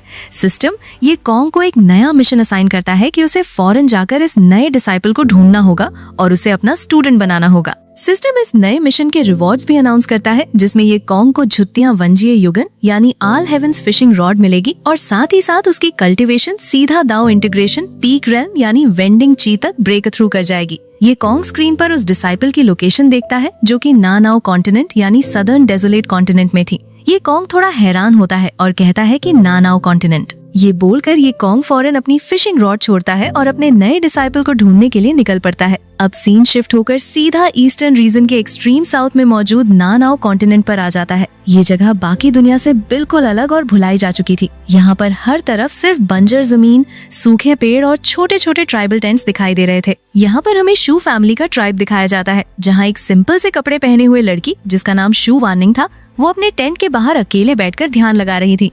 तभी अचानक से वहाँ पर एक रिच और एरोगेंट दिखने वाली लड़की अपने कुछ गार्ड्स के साथ आती है और चिल्लाते हुए एक लड़के को बाहर आने के लिए कहती है। वो चिल्लाती है कि शिंगची, फौरन बाहर आओ। उसकी आवाज सुनकर शू वार्निंग ध्यान छोड़कर बाहर आती है और देखती है कि शिंगची सच में उस रिच लड़की के पास चला गया है। शू वार्निंग हैरान होती है और शिंगची से पूछती है कि तुम इन लोगों के साथ यहाँ क्या कर रहे हो और ये लोग आखिर हैं कौन। वो रिच लड़की एटीट्यूड में आगे बढ़ती है और शू वार्निंग से कहती है कि आज से ये लड़का सिर्फ और सिर्फ मेरा है। मैंने सुना था कि तुम्हारी और इसकी बचपन में मंगनी हुई थी, इसलिए मैं आज स्पेशली यहाँ आई हूँ ताकि मैं इस मंगनी को पूरी तरह से तोड़ सकूं। ये सुनकर शू वार्निंग को झटका लगता है और वो शौक में पीछे हटती है। शिंगची अपना सिर नीचे किए हुए आगे आता है और शू वार्निंग से कहता है कि मुझे माफ कर दो, पर मैं सच में तुम्हारे साथ इस मंगनी को तोड़ना चाहता हूँ। शिंगची कहता है कि मैं नहीं चाहता कि किसी दिन मैं इन खतरनाक डीमन बीस्ट्स का शिकार बन जाऊं और मारा जाऊं। मुझे एक शांति भरी और सेफ जिंदगी चाहिए जो तुम मुझे नहीं दे सकती। शू वार्निंग उसे याद दिलाती है कि तुमने तो मुझसे वादा किया था, फिर तुम ऐसे कैसे बदल सकते हो। पर शिंगची कहता है कि भले ही तुमने अपना वादा निभाया हो, पर तुम्हारी स्ट्रेंथ अभी भी सिर्फ गोल्डन कोर स्टेज पर अटकी हुई है, जबकि इन डीमन बीस्ट के पास नैसेंट सोल रेल्म के एक्सपर्ट्स हैं। तुम उनसे हमारी हिफाजत कभी नहीं कर पाओगी। तभी वो रिच लड़की अपनी आइडेंटिटी रिवील करती है और कहती है कि मैं शेनफू माउंटेन के मास्टर की बेटी हूँ। मेरे फादर खुद एक सोल फॉर्मेशन रेल्म के पावरफुल एक्सपर्ट हैं, इसलिए शिंगची अब मेरे साथ सेफ रहेगा। ये बोलकर वो रिच लड़की अपने हाथ में पकड़ा हुआ मैरिज कॉन्ट्रैक्ट हवा में उछालती है और उसे बीच से फाड़कर उसके टुकड़े जमीन पर फेंक देती है। वो शिंगची का हाथ पकड़ती है और वहाँ से जाने लगती है। शू वार्निंग जमीन पर गिर जाती है और शिंगची को आवाज लगाती है कि प्लीज मुझे छोड़कर मत जाओ, मेरे पास तुम्हारे सिवा कोई नहीं है। पर शिंगची एक बार भी पीछे मुड़कर नहीं देखता और उस रिच लड़की के साथ वहाँ से चला जाता है। शू वार्निंग अकेले जमीन पर बैठकर रोने लगती है। तभी अचानक से आसमान का रंग पूरी तरह बदल जाता है। काले बादल छा जाते हैं और एक मैसिव लाइटनिंग बोल्ट आसमान से सीधा जमीन पर आकर गिरती है, जिससे पूरी जमीन हिल जाती है। उस लाइटनिंग के बीच में से ये कॉन्ग एक पावरफुल ऑरा के साथ वहाँ पर अपीयर होता है। ये कॉन्ग सीधा शू वार्निंग के पास आता है और बहुत ही काम आवाज में पूछता है कि तुम्हारा नाम क्या है। शू वार्निंग अपने आंसू पोंछते हुए उस इंसान को देखती है और बताती है कि मेरा नाम शू वार्निंग है, पर आप आखिर हैं कौन। ये कॉन्ग अपना इंट्रोडक्शन देते हुए कहता है कि मैं ईस्टर्न रीजन के श्वानतियान सेक्ट का पीक मास्टर ये कॉन्ग हूँ। मैंने देखा कि इस जगह पर एक चाइल्ड ऑफ डेस्टिनी यानी तियानमिंग झिजी मौजूद है, इसलिए मैं स्पेशली यहाँ तुम्हें अपना डिसाइपल बनाने के लिए आया हूँ। ये कॉन्ग उससे पूछता है कि क्या तुम मेरे श्वानतियान सेक्ट को ज्वाइन करके इमॉर्टल टेक्निक सीखना चाहती हो। ये कॉन्ग ये सारी एंशिएंट हिस्ट्री बहुत ही ध्यान से सुनता है, पर उसके चेहरे पर कोई एक्सप्रेशन नहीं होता। वो बिल्कुल शांत रहता है और उस व्हाइट हेयर्ड आदमी से पूछता है कि तुम आखिर मुझे ये सारी पुरानी कहानियां क्यों बता रहे हो। तुम्हारा असली मकसद क्या है? व्हाइट हेयर्ड आदमी ये कॉन्ग की आंखों में घूर कर देखता है और बहुत ही सीरियस टोन में कहता है कि तुम्हारी कल्टीवेशन मेरे लेवल से भी कहीं ज्यादा ऊपर है। मुझे पूरा यकीन है कि तुम इस नए जमाने के कल्टीवेटर नहीं हो, बल्कि तुम कोई हजारों साल पुराने ओल्ड मॉन्स्टर हो जो अपनी आइडेंटिटी और असली स्ट्रेंथ को पूरी तरह से छुपा कर बैठे हो। वो आदमी आगे कहता है कि तियानयुआन रिकॉर्ड के रूल्स के मुताबिक इस रिकॉर्ड को उसका ओनर अपने हिसाब से कभी भी मॉडिफाई कर सकता है, इसलिए मुझे लगता है कि तुमने भी अपने बारे में कुछ जरूरी बातें छुपाई हुई हैं। ये बोलते ही वो व्हाइट हेयर्ड आदमी अचानक से अपनी कुर्सी से खड़ा होता है और उसके आसपास एक बहुत ही ब्राइट मैजिकल ग्लो अपीयर होता है। अगले ही सेकंड उसकी बॉडी ट्रांसफॉर्म होने लगती है और वो एक बहुत ही बूढ़े, झुर्रियों वाले और एंशिएंट ओल्ड मैन में बदल जाता है, जिसका नाम पिन दाओ सोंग दाओ था। ये ओल्ड मैन लंबी सांस लेता है और कहता है कि अब मैं और नहीं छुपूंगा, हमारे पास इस दुनिया को बचाने के लिए वक्त बहुत कम बचा है। ये कॉन्ग उस बुढ़े को इस हालत में देखकर हल्का सा स्माइल करता है और बताता है कि तुम बिल्कुल गलत सोच रहे हो। मैं कोई हजारों साल पुराना ओल्ड मॉन्स्टर नहीं हूँ। मेरी उम्र तो अभी 100 साल भी पूरी नहीं हुई है और यही मेरा असली रूप है। ये सुनकर वो ओल्ड मैन पूरी तरह से शॉक में रह जाता है। उसकी आंखें हैरानी से फटी की फटी रह जाती हैं और वो डरते हुए कहता है कि ये तो बिल्कुल नामुमकिन है। इस वक्त में जब दुनिया में स्पिरिचुअल एनर्जी इतनी ज्यादा कम हो चुकी है, कोई भी आम इंसान इतनी जल्दी क्वासी एम्परर लेवल तक कैसे पहुंच सकता है? तुम जरूर मुझसे झूठ बोल रहे हो। ये कॉन्ग अपनी जगह से उठता है और कहता है कि अगर तुम्हें और कोई बात नहीं करनी तो मैं यहाँ से चलता हूँ। पर फिर ये कॉन्ग दरवाजे पर रुकता है और उस ओल्ड मैन को अपने साथ चलने का ऑफर देता है। सीन शिफ्ट होता है और ये कॉन्ग वापस बाहर आकर अपने श्वानतयान सेक्ट के लोगों के पास पहुँच जाता है। एल्डर यान वहाँ बहुत परेशान खड़े थे कि ये कॉन्ग अभी तक वापस क्यों नहीं आया। ये कॉन्ग उनके पास आकर अनाउंस करता है कि मैं अपने कुछ डिसाइपल्स को लेकर छिंगश्वान ग्रेट एम्परर के सीक्रेट रेल्म में जा रहा हूँ, तुम लोग भी वहाँ पहुँचो। इसके बाद ये कॉन्ग और वो ओल्ड मैन हवा में तेजी से उड़ते हुए एक बहुत ही बंजर और सूखी हुई जमीन पर बने एक बड़े से स्टोन केव के पास पहुँचते हैं। ये डार्क केव उस सीक्रेट रेल्म का मेन एंट्रेंस था। ओल्ड मैन ये कॉन्ग के पास खड़े होकर उसे बताता है कि आज के वक्त में लोग सिर्फ यही जानते हैं कि इस तियानयुआन वर्ल्ड में सिर्फ 60 डोमेन्स हैं, पर असल में हजारों साल पहले यहाँ पर 9 डोमेन्स हुआ करते थे। दोनों बिना वक्त जाया किए उस केव के अंदर चले जाते हैं। अंदर का नजारा बहुत ही मैजिकल और मिस्टीरियस था। वहाँ पर 5 बहुत ही मैसिव और ग्लोइंग ड्रैगन्स हवा में एक सर्कल में तैर रहे थे, जो रेड, ब्लू, ग्रीन, येलो और व्हाइट कलर्स में ग्लो कर रहे थे। ये कॉन्ग उन ड्रैगन्स को देखकर बताता है कि ये इन्नेट 5 एलिमेंट्स लॉ है। ये वो लॉज हैं जो इस दुनिया के बनने के वक्त सबसे पहले पैदा हुए थे और ये किसी आम कल्टीवेटर के बनाए हुए लॉज नहीं है, बल्कि इस दुनिया का असल ओरिजिन और बेस है। ये कॉन्ग बताता है कि जब उसने एम्परर रेल्म में ब्रेक थ्रू किया था तो उसने इन्हीं लॉज को थोड़ा सा कॉम्प्रिहेंड कर लिया था, जिसकी वजह से उसकी पावर इतनी ज्यादा है। ये कॉन्ग आगे बढ़ता है और अपने हाथ से हवा में एक ग्लोइंग पोर्टल ओपन करता है। दोनों उस पोर्टल के अंदर से तैरते हुए एक बहुत ही ग्रैंड, मैसिव और एंशिएंट स्टोन हॉल में पहुंचते हैं। उस हॉल के बिल्कुल एंड में एक बहुत बड़ा और भारी दरवाजा था, जिस पर गोल्डन कलर के एंशिएंट रून्स चमक रहे थे। दरवाजे के दोनों तरफ 2 बहुत ही जायंट और डरावने स्टोन स्टैच्यूज खड़े थे, जिन्होंने अपने हाथों में मैसिव बैटल एक्सिस पकड़ी हुई थी। जैसे ही ये कॉन्ग उस दरवाजे की तरफ आगे बढ़ता है, उन दोनों स्टैच्यूज की आंखें अचानक से ब्राइट पर्पल कलर में ग्लो करने लगती हैं और वो जिंदा हो जाते हैं। एक स्टैच्यू अपनी मैसिव एक्स को हवा में उठाता है और पूरी फोर्स के साथ ये कॉन्ग को बीच से काटने के लिए स्विंग करता है, पर ये कॉन्ग बिल्कुल भी नहीं घबराता और अपनी जगह पर खड़े खड़े सिर्फ अपनी एक उंगली आगे करता है और उस मैसिव एक्स को आसानी से ब्लॉक कर लेता है, जिससे वहाँ पर बहुत सारे स्पार्क्स निकलने लगते हैं। ओल्ड मैन फौरन आगे आता है और ये कॉन्ग से माफी मांगते हुए कहता है कि मेरी गलती है, मुझे पहले ही दरवाजा खोल देना चाहिए था। ओल्ड मैन अपने कपड़ों से एक ग्लोइंग मैजिकल टोकन निकालता है और उसे दरवाजे पर पॉइंट करता है, जिससे वो भारी दरवाजा धीरे धीरे एक जोरदार आवाज के साथ खुल जाता है। दोनों अंदर एंटर करते हैं और एक बहुत ही लंबे से कॉरिडोर में चलने लगते हैं, जिसके दोनों तरफ की दीवारों पर बहुत सारे मिथिकल बीस्ट्स, फ्लाइंग हॉर्सेस और एंशिएंट वॉरियर्स की बड़ी बड़ी पेंटिंग्स बनी हुई थी। कॉरिडोर के एंड में एक और बड़ा सा रूम आता है, जहां ओल्ड मैन आगे बढ़कर बहुत ही रिस्पेक्ट के साथ अपने घुटनों पर बैठ जाता है और बो करते हुए कहता है कि त्यान लाओ, मैं उस इंसान को ले आया हूँ जिसका आपको इंतजार था। ये कॉन्ग उस रूम में एंटर करता है तो उसे वहाँ एक आदमी दिखता है जिसने ब्लैक और गोल्ड कलर का बहुत ही हैवी और रॉयल आर्मर पहना हुआ था। ये आदमी तियान लाओ था, जो कि हेवनली दाओ अलायंस का पिछला और सबसे पहला लीडर था। तियान लाओ ये कॉन्ग को बताता है कि हेवनली दाओ अलायंस हजारों साल पहले इसलिए बनाई गई थी ताकि इस दुनिया में बैलेंस और इंसाफ को मेंटेन रखा जा सके, पर हमारे पहले लीडर की मौत 15,000 साल पहले ही हो चुकी है। और आज जो तुम हेवनली दाओ अलायंस का नया लीडर देखते हो, वो असल में सिर्फ एक कमजोर पपेट है जिसे कुछ इविल लोग पीछे से बैठकर कंट्रोल कर रहे हैं। ये कॉन्ग को ये सब सुनकर फौरन समझ आ जाता है कि इस वक्त पूरी दुनिया एक बहुत ही खतरनाक साजिश का शिकार हो चुकी है। ये कॉन्ग डिसाइड करता है कि वो इस बड़ी कॉन्स्पिरेसी को रोकने के लिए हेवनली दाओ अलायंस में चुपचाप इन्फिल्ट्रेट करेगा। ये कॉन्ग को ये भी पता चल जाता है कि ये छिंगशुआन ग्रेट एम्परर का सीक्रेट रेल्म असल में उन्हीं 4 इविल हॉल मास्टर्स का बनाया हुआ एक बहुत बड़ा और डेडली ट्रैप है, ताकि वो यहाँ आने वाले सारे टॉप कल्टिवेटर्स को एक ही साथ मार सकें। उसी वक्त सीन शिफ्ट होता है और हमें एक बहुत ही तबाह शुदा गांव का नजारा दिखाया जाता है, जहां हर तरफ आग लगी हुई थी। वहां पर एक बहुत ही मैसिव और टेरिफाइंग 9 हेडेड स्नेक डीमन जमीन से निकलकर हर तरफ तबाही मचा रहा था। गांव के मासूम लोग डर के मारे भाग रहे थे, पर वो डीमन उन्हें बेदर्दी से मार रहा था। डीमन के 9 सिरों से खतरनाक वाटर और एनर्जी ब्लास्ट निकल रहे थे। तभी वहां पर एक राइटियस कल्टिवेटर आता है, जिसने व्हाइट और ब्लू रोब्स पहने हुए थे। ये कल्टिवेटर उस मॉन्स्टर को रोकने की कोशिश करता है। कल्टिवेटर हवा में जंप करके अपनी स्वॉर्ड से बहुत ही खतरनाक पर्पल लाइटनिंग अटैक्स फायर करता है, पर वो स्नेक डीमन बहुत ज्यादा मैसिव और पावरफुल था। डीमन अपने एक सिर से एक जबरदस्त एनर्जी ब्लास्ट फायर करता है, जो सीधा उस कल्टिवेटर के सीने पर लगता है और वो खून थूकता हुआ जमीन पर बुरी तरह से गिर जाता है।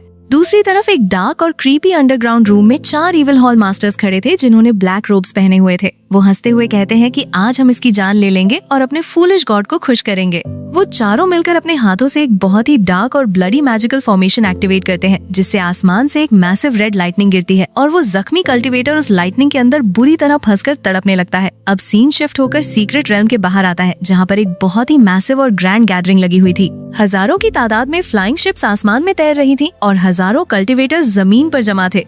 ये सब लोग सीक्रेट रेल्म के ओपन होने का वेट कर रहे थे। श्वानतियान सेक्ट के डिसाइपल्स भी वहाँ जमीन पर मैट्स बिछाकर शांति से बैठे हुए थे। तभी वहाँ पर एक बहुत ही मोटा और एरोगेंट आदमी आता है। वो श्वानतियान डिसाइपल्स को घूर कर देखता है और बहुत ही गंदे तरीके से मजाक उड़ाते हुए कहता है कि तुम लोग लोअर डोमेन के कचरे हो। तुम्हारी इतनी हिम्मत कि तुम ईस्टर्न वेस्टलैंड के सेंटर में आकर बैठो। फौरन इस जगह को खाली करो और यहाँ से दफा हो जाओ, वरना मैं तुम्हें जिंदा नहीं छोड़ूंगा। श्वानतियान सेक्ट की एक लड़की गुस्से में अपनी जगह से खड़ी होती है और कहती है कि ये जगह हमने पहले ढूंढी थी, हम यहाँ से क्यों जाएं? ये सुनकर उस मोटे आदमी को गुस्सा आ जाता है और वो बिना सोचे समझे अपनी पावर रिलीज करता है। वो अपने हाथ से एक एनर्जी ब्लास्ट उन डिसाइपल्स पर फेंकता है, जिससे वो सब पीछे की तरफ गिर जाते हैं। तभी वहाँ पर एल्डर यान भागते हुए आते हैं और अपने इंजर्ड डिसाइपल्स को जमीन पर गिरा देखकर गुस्से में पूछते हैं कि ये किसने किया है। मोटा आदमी हंसते हुए आगे आता है और एरोगेंस से कहता है कि मैंने किया है, तुम मेरा क्या कर लोगे? मोटा आदमी अपने पीछे से एक ब्लॉन्ड बालों वाले यंग मास्टर को आगे लाता है, जिसने बहुत ही एक्सपेंसिव रेड कपड़े पहने हुए थे। मोटा आदमी बताता है कि ये ब्लेजिंग फायर सेक्ट यानी लिए हुओ जोंग के यंग मास्टर हैं। इनकी पावर और इनका स्टेटस तुम्हारे छोटे से श्वानतियान सेक्ट से बहुत ऊपर है, इसलिए तुम्हें इनके लिए ये जगह हर हाल में छोड़नी ही पड़ेगी। एल्डर यान को ये बेइज्जती बर्दाश्त नहीं होती और वो गुस्से में अपने डिसाइपल्स को वेपन्स निकालने का आर्डर देते हैं। दोनों साइड्स के बीच में हवा में स्वॉर्ड्स और एनर्जी ब्लास्ट चलने लगते हैं, पर ब्लेजिंग फायर सेक्ट के लोग कल्टीवेशन में ज्यादा पावरफुल थे और श्वानतियान डिसाइपल्स बुरी तरह से मार खा रहे थे। तभी अचानक से वहाँ पर आसमान से एक ओल्ड मैन हवा में तैरता हुआ नीचे आता है, जिसके हाथ में एक ग्लोइंग गोल्डन टोकन था। ये हेवनली दाओ अलायंस का एक पावरफुल एल्डर था। उसके आते ही दोनों साइड्स डर के मारे अपनी फाइट रोक देते हैं। एल्डर यान आगे बढ़कर उस एल्डर से कहते हैं कि इन लोगों ने बिना किसी वजह के हमारे मासूम डिसाइपल्स पर हमला किया है, हमें आपसे इंसाफ चाहिए। पर वो एल्डर बिल्कुल भी फेयर नहीं था। वो उस मोटे आदमी और ब्लेजिंग फायर सेक्ट की साइड लेता है और कहता है कि एक सुपीरियर सेक्ट को इस तरह से इंसल्ट करना बहुत बड़ा क्राइम है, इसलिए गलती तुम्हारी ही है। ब्लॉन्ड यंग मास्टर हंसते हुए आगे आता है और उस एल्डर से कहता है कि इनकी गलती को इस बार माफ कर दें। आखिर मेरे एंसेस्टर हेवनली दाओ अलायंस के टॉप 10 एल्डर्स में से एक हैं। एल्डर फौरन उसकी बात मान लेता है और एल्डर यान को आर्डर देता है कि अपने लोगों को लेकर फौरन यहाँ से दफा हो जाओ। एल्डर यान गुस्से में प्रोटेस्ट करते हैं कि हम यहाँ से क्यों जाएं? ये इंसाफ नहीं है। एल्डर को ये सुनकर बहुत गुस्सा आ जाता है और वो कहता है कि क्या तुम मेरे डिसीजन पर सवाल उठा रहे हो? वो एल्डर फौरन हवा में जंप करता है और एक बहुत ही पावरफुल लाइटनिंग अटैक एल्डर यान पर कर देता है, जिससे एल्डर यान खून थूकते हुए जमीन पर बुरी तरह से गिर जाते हैं। एल्डर हवा में तैरते हुए एरोगेंस से पूछता है कि अब बताओ तुम लोग यहाँ से जाओगे या नहीं? पर इससे पहले कि कोई कुछ बोलता, आसमान में एक बहुत ही मैसिव और ब्लाइंडिंग गोल्डन लाइट का पिलर गिरती है। उस लाइट के अंदर से ये कॉन्ग हवा में तैरता हुआ नीचे आता है। उसके कपड़ों के इर्द गिर्द ग्लोइंग चेन्स घूम रही थी और उसकी ऑरा इतनी ज्यादा टेरिफाइंग और डिस्ट्रक्टिव थी कि पूरा बैटलफील्ड एक सेकंड में शांत हो जाता है। ये कॉन्ग बहुत ही कोल्ड और खतरनाक टोन में कहता है कि एक छोटा सा ब्लेजिंग फायर सेक्ट और एक मामूली सा हेवनली दाओ अलायंस का एल्डर दोनों मिलकर खुद को बहुत बड़ा समझ रहे हैं। ये कॉन्ग की इस टेरिफाइंग ऑरा को फील करके वो ब्लॉन्ड यंग मास्टर डर के मारे पीछे हटने लगता है और घबराकर अपने एंसेस्टर को आवाज लगाता है। अगले ही सेकंड आसमान में एक और डार्क पोर्टल खुलता है और ब्लेजिंग फायर सेक्ट का एंसेस्टर वहाँ अपीयर होता है। ये एंसेस्टर बहुत ही डरावना और क्रीपी लग रहा था। उसके बाल बिल्कुल सफेद थे, उसने रेड रोब्स पहने हुए थे और उसकी आंखें बिल्कुल खून की तरह लाल ग्लो कर रही थीं।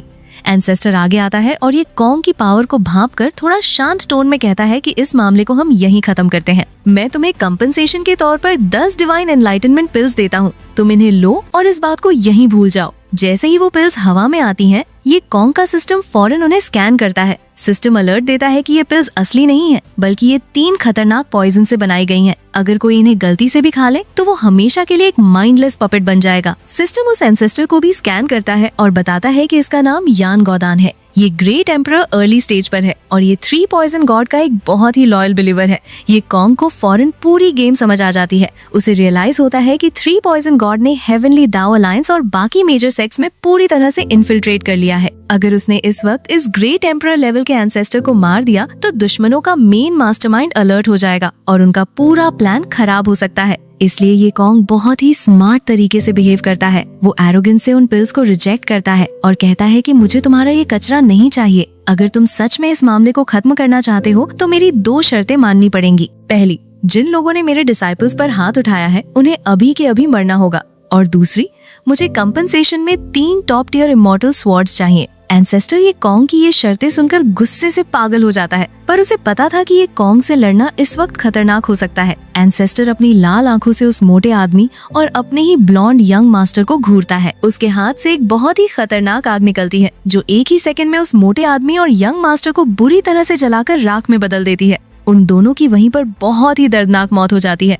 उसके बाद एंसेस्टर अपने स्टोरेज से 3 बहुत ही चमकती हुई इमॉर्टल स्वॉर्ड्स निकालता है जो ग्रीन, ब्लू और रेड कलर में ग्लो कर रही थी। वो स्वॉर्ड्स हवा में तैरती हुई ये कॉन्ग के पास आती हैं। ये कॉन्ग उन स्वॉर्ड्स को पकड़ता है और एल्डर यान की तरफ फेंक कर कहता है कि ये तुम्हारे लिए हैं। ये कॉन्ग उस एंसेस्टर को वार्न करता है कि आइंदा मेरे सेक्ट के लोगों को परेशान करने की कोशिश भी मत करना। एंसेस्टर गुस्से में अपने दांत पीसता है और अपनी ग्लोइंग रेड आंखों से ये कॉन्ग को घूरता रहता है। इसके बाद सीन शिफ्ट होता है और हमें एक बहुत ही डार्क और क्रीपी अंडरग्राउंड चैम्बर दिखाया जाता है। वहाँ पर हजारों ह्यूमन स्कल्स का एक बहुत बड़ा ढेर लगा हुआ था जिसके ऊपर एक डरावना स्केलेटन बैठा हुआ था। उस स्केलेटन के सीने में एक ग्लोइंग ग्रीन कलर की स्वॉर्ड आर पार धसी हुई थी। अचानक से उस स्केलेटन की आंखों में लाल रोशनी ग्लो करने लगती है और वो जिंदा हो जाता है। वो स्केलेटन ये कॉन्ग की ऑरा को फील करके पूरी तरह से शॉक में रह जाता है और चिल्लाता है कि ये कैसे हो सकता है। वो इंसान तो कब का मर चुका था, फिर इस लड़के के पास उसकी ऑरा कहाँ से आई। वीडियो के बिल्कुल एंड में हम देखते हैं कि वो 4 इविल हॉल मास्टर्स दोबारा उस डार्क रूम में जमा होते हैं। वो अपने हाथों से अजीब सी मैजिकल हैंड साइंस बनाते हैं और अपनी डार्क एनर्जी रिलीज करते हुए 3 पॉइजन गॉड को समन करना शुरू कर देते हैं ताकि वो अपने इस इविल प्लान को आगे बढ़ा सकें। सीन शिफ्ट होता है और हमें वही डार्क और क्रीपी अंडरग्राउंड चैम्बर दिखाया जाता है जहाँ पिछले पार्ट में वो 4 इविल हॉल मास्टर्स जमा हुए थे। वहाँ पर एक बहुत ही डरावना स्केलेटन मौजूद था जिसके सीने में एक ग्लोइंग ग्रीन स्वॉर्ड आर पार धसी हुई थी। वो चारों इविल मास्टर्स उस स्केलेटन के सामने अपने घुटनों पर बैठकर बहुत ही रिस्पेक्ट के साथ बो करते हैं और कहते हैं कि छानजियान झुरेन यानी ग्रीटिंग्स मास्टर। स्केलेटन अपनी ग्लोइंग लाल आंखों से उन्हें देखता है और कहता है कि उठ जाओ, मैंने आज तुम चारों को यहाँ एक बहुत ही इम्पोर्टेंट बात बताने के लिए बुलाया है। स्केलेटन अपनी पावर का यूज करके हवा में एक मैजिकल प्रोजेक्शन बनाता है जिसमें ये कॉन्ग, सेक्ट मास्टर और बाकी श्वानतियान सेक्ट के लोग दिखाई दे रहे थे। स्केलेटन ये कॉन्ग की तरफ इशारा करता है और उन चारों मास्टर्स को वार्न करते हुए कहता है कि तुम लोगों को इस इंसान पर बहुत ज्यादा ध्यान देना होगा। इस लड़के के अंदर मुझे उस इंसान की ऑरा फील हो रही है। ये सुनकर वो चारों इविल मास्टर्स पूरी तरह से शॉक में रह जाते हैं। उनमें से एक मास्टर हैरानी से पूछता है कि उस इंसान की ऑरा, पर क्या वो इंसान सालों पहले मर नहीं गया था? स्केलेटन जवाब देता है कि हाँ, वो उस वक्त सच में मर गया था, पर तुम लोग ये मत भूलो कि आखिर वो था कौन। स्केलेटन आगे कहता है कि अब हमारे पास वक्त बहुत कम है और हमें अपना प्लान वक्त से पहले ही शुरू करना होगा। अगर मैं सक्सेसफुली दोबारा जिंदा हो गया तो मैंने तुमसे जो भी वादे किए हैं वो सब पूरे करूंगा। स्केलेटन अपने आसपास हवा में बहुत सारे चमकते हुए लाल ब्लड क्रिस्टल्स समन करता है और बताता है कि ये ब्लड क्रिस्टल्स मैंने बहुत सालों की मेहनत से रिफाइन किए हैं। तुम लोग इन्हें अपने अंदर रिफाइन कर लो, इससे तुम्हारी स्ट्रेंथ सीधा सुप्रीम रेल्म यानी जी जुन जिंग तक पहुंच जाएगी। इसके साथ ही स्केलेटन हवा में बहुत सारी ग्लोइंग एनलाइटनमेंट पिल्स भी निकालता है और आर्डर देता है कि कोई भी तरीका यूज करके दुनिया के सारे स्ट्रॉन्ग कल्टिवेटर्स को ये पिल्स खिला दो। जब सारी तैयारियां पूरी हो जाएं, तो हम अपना जाल पूरी तरह से बंद कर देंगे। वो चारों मास्टर्स एक साथ चिल्लाते हैं कि हम मरते दम तक अपने मास्टर की खिदमत करेंगे और वहाँ से निकल जाते हैं। दूसरी तरफ सीन शिफ्ट होता है और हम श्वानतयान सेक्ट में ये कॉन्ग को देखते हैं। वहाँ पर एक फीमेल डिसाइपल आकर ये कॉन्ग को बताती है कि मार्शल अंकल हेवनली दाओ अलायंस ने एक मैसेज भेजा है, जिसमें उन्होंने सारे मेजर सेक्ट्स और फैक्शंस के लोगों को कल जिजन माउंटेन पर बुलाया है। ये कॉन्ग ये सुनकर थोड़ा सोचता है और कहता है कि ओह, ऐसी बात है। फौरन सारे डिसाइपल्स को इन्फॉर्म कर दो कि वो सब मेन पीक पर जमा हो जाएं। मुझे उनसे कुछ जरूरी बात करनी है। जल्द ही सारे डिसाइपल्स मेन पीक पर जमा हो जाते हैं और ये कॉन्ग उनके सामने खड़ा होकर अनाउंस करता है कि कल छिंगश्वान ग्रेट एम्परर का legendary secret realm officially open होने वाला है। ये कॉन्ग उन्हें वार्न करते हुए कहता है कि उस सीक्रेट रेल्म के अंदर भले ही बहुत सारे खतरनाक मॉन्स्टर्स और ट्रैप्स होंगे, पर सबसे ज्यादा खतरा तुम्हें उन लोगों से होगा जो बाकी सेक्ट से वहाँ आए होंगे। इसलिए सीक्रेट रेल्म के अंदर किसी पर भी भूलकर भरोसा मत करना। ये कॉन्ग आगे बताता है कि वहाँ जाने से पहले मैं तुम सब के ऊपर एक छोटी सी मैजिकल ट्रिक लगाऊंगा। अगर सीक्रेट रेल्म के अंदर तुम्हारी जान को कोई बहुत बड़ा खतरा हुआ, तो वो ट्रिक ऑटोमेटिकली तुम्हें वहाँ से बाहर निकाल लेगी। ये सुनकर एक डिसाइपल हैरानी से पूछता है कि पर मार्शल अंकल, वो तो एक ग्रेट एम्परर का बनाया हुआ सीक्रेट रेल्म है, वहाँ से बाहर निकलना इतना आसान थोड़ी होगा। ये कॉन्ग स्माइल करता है और कहता है कि तुम उसकी फिक्र मत करो, तुम आसानी से बाहर आ जाओगे। पर याद रखना, वहाँ जाकर अपनी औकात मत भूलना और एरोगेंस मत दिखाना। अगर कोई ट्रेजर या किस्मत तुम्हारी है तो वो तुम्हें मिल जाएगी, पर जो तुम्हारा नहीं है उसे जबरदस्ती हासिल करने की कोशिश मत करना। जिंदा रहना ही सबसे बड़ी जीत है। सारे डिसाइपल्स एक साथ बो करते हैं और ये कॉन्ग की इस एडवाइस को फॉलो करने का वादा करते हैं। रात के वक्त ये कॉन्ग अपने रूम में बैठा होता है। वो अपनी इन्वेंट्री से बहुत सारे ग्लोइंग मैजिकल क्रिस्टल्स निकालता है और अपने हाथों से एक कॉम्प्लेक्स फॉर्मेशन बनाता है। ये कॉन्ग चुपचाप अपने डिसाइपल्स लिनचेन, मुरोंगतियान और शू वाननिंग के कमरों में जाता है, जहां वो सब गहरी नींद में सो रहे थे। ये कॉन्ग उन ग्लोइंग क्रिस्टल्स को उनके माथे पर प्लेस कर देता है, जो ऑटोमेटिकली उनकी बॉडी के अंदर मर्ज हो जाते हैं ताकि उनकी हिफाजत हो सके। अब सीन शिफ्ट होता है और हमें आसमान में एक बहुत ही डरावना और डार्क नजारा दिखाया जाता है। बैकग्राउंड में एक नरेशन चल रही होती है जो बताती है कि आज से tens of thousands of years पहले इमॉर्टल्स और डीमंस के बीच में एक बहुत ही भयानक वॉर हुई थी, जिसमें डीमंस की आर्मी बुरी तरह से हार गई थी। यही वजह है कि पिछले लगभग 1000 सालों से इस त्यान्युआन वर्ल्ड में किसी ने भी डीमंस को नहीं देखा था। इतने लंबे अरसे के बाद इस दुनिया के लोग डीमंस की उस असली दहशत और टेरर को पूरी तरह से भूल चुके थे। पर अब आसमान में बहुत सारे मैसिव और डार्क रेड पोर्टल्स ओपन होने लगते हैं, जिनके अंदर से हजारों की तादाद में खतरनाक डीमंस बाहर निकलकर जमीन पर हमला कर देते हैं। सीन शिफ्ट होकर त्यानिश्वान डायनेस्टी के ग्रैंड पैलेस में आता है, जहाँ पर एम्परर यानी ये कॉन्ग का छोटा भाई अपने थ्रोन पर बैठा हुआ था। तभी दरवाजे से एक सोल्जर बुरी तरह से जख्मी हालत में भागता हुआ अंदर आता है और जमीन पर गिरते हुए घबराकर बताता है कि योर मैजेस्टी, इमरजेंसी रिपोर्ट आई है।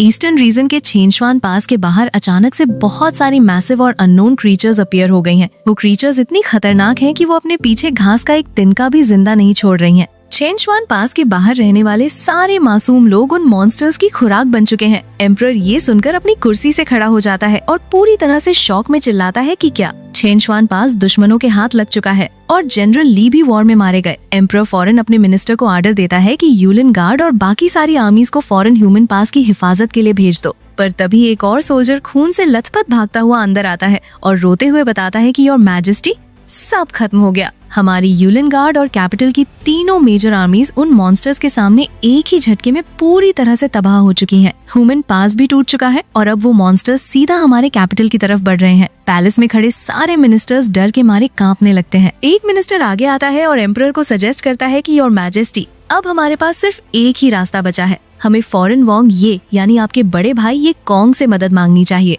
पर एम्परर अपना हाथ उठाकर उसे रोक देता है और कहता है कि नहीं, मेरे भाई के पास पहले ही सेक्ट के बहुत सारे जरूरी काम है। हम अपनी इन छोटी मोटी प्रॉब्लम्स के लिए उन्हें परेशान नहीं कर सकते। उसी वक्त पैलेस के बाहर आसमान से खतरनाक लाल बिजलियां गिरने लगती हैं और डीमंस कैपिटल के अंदर घुसकर तबाही मचाने लगते हैं।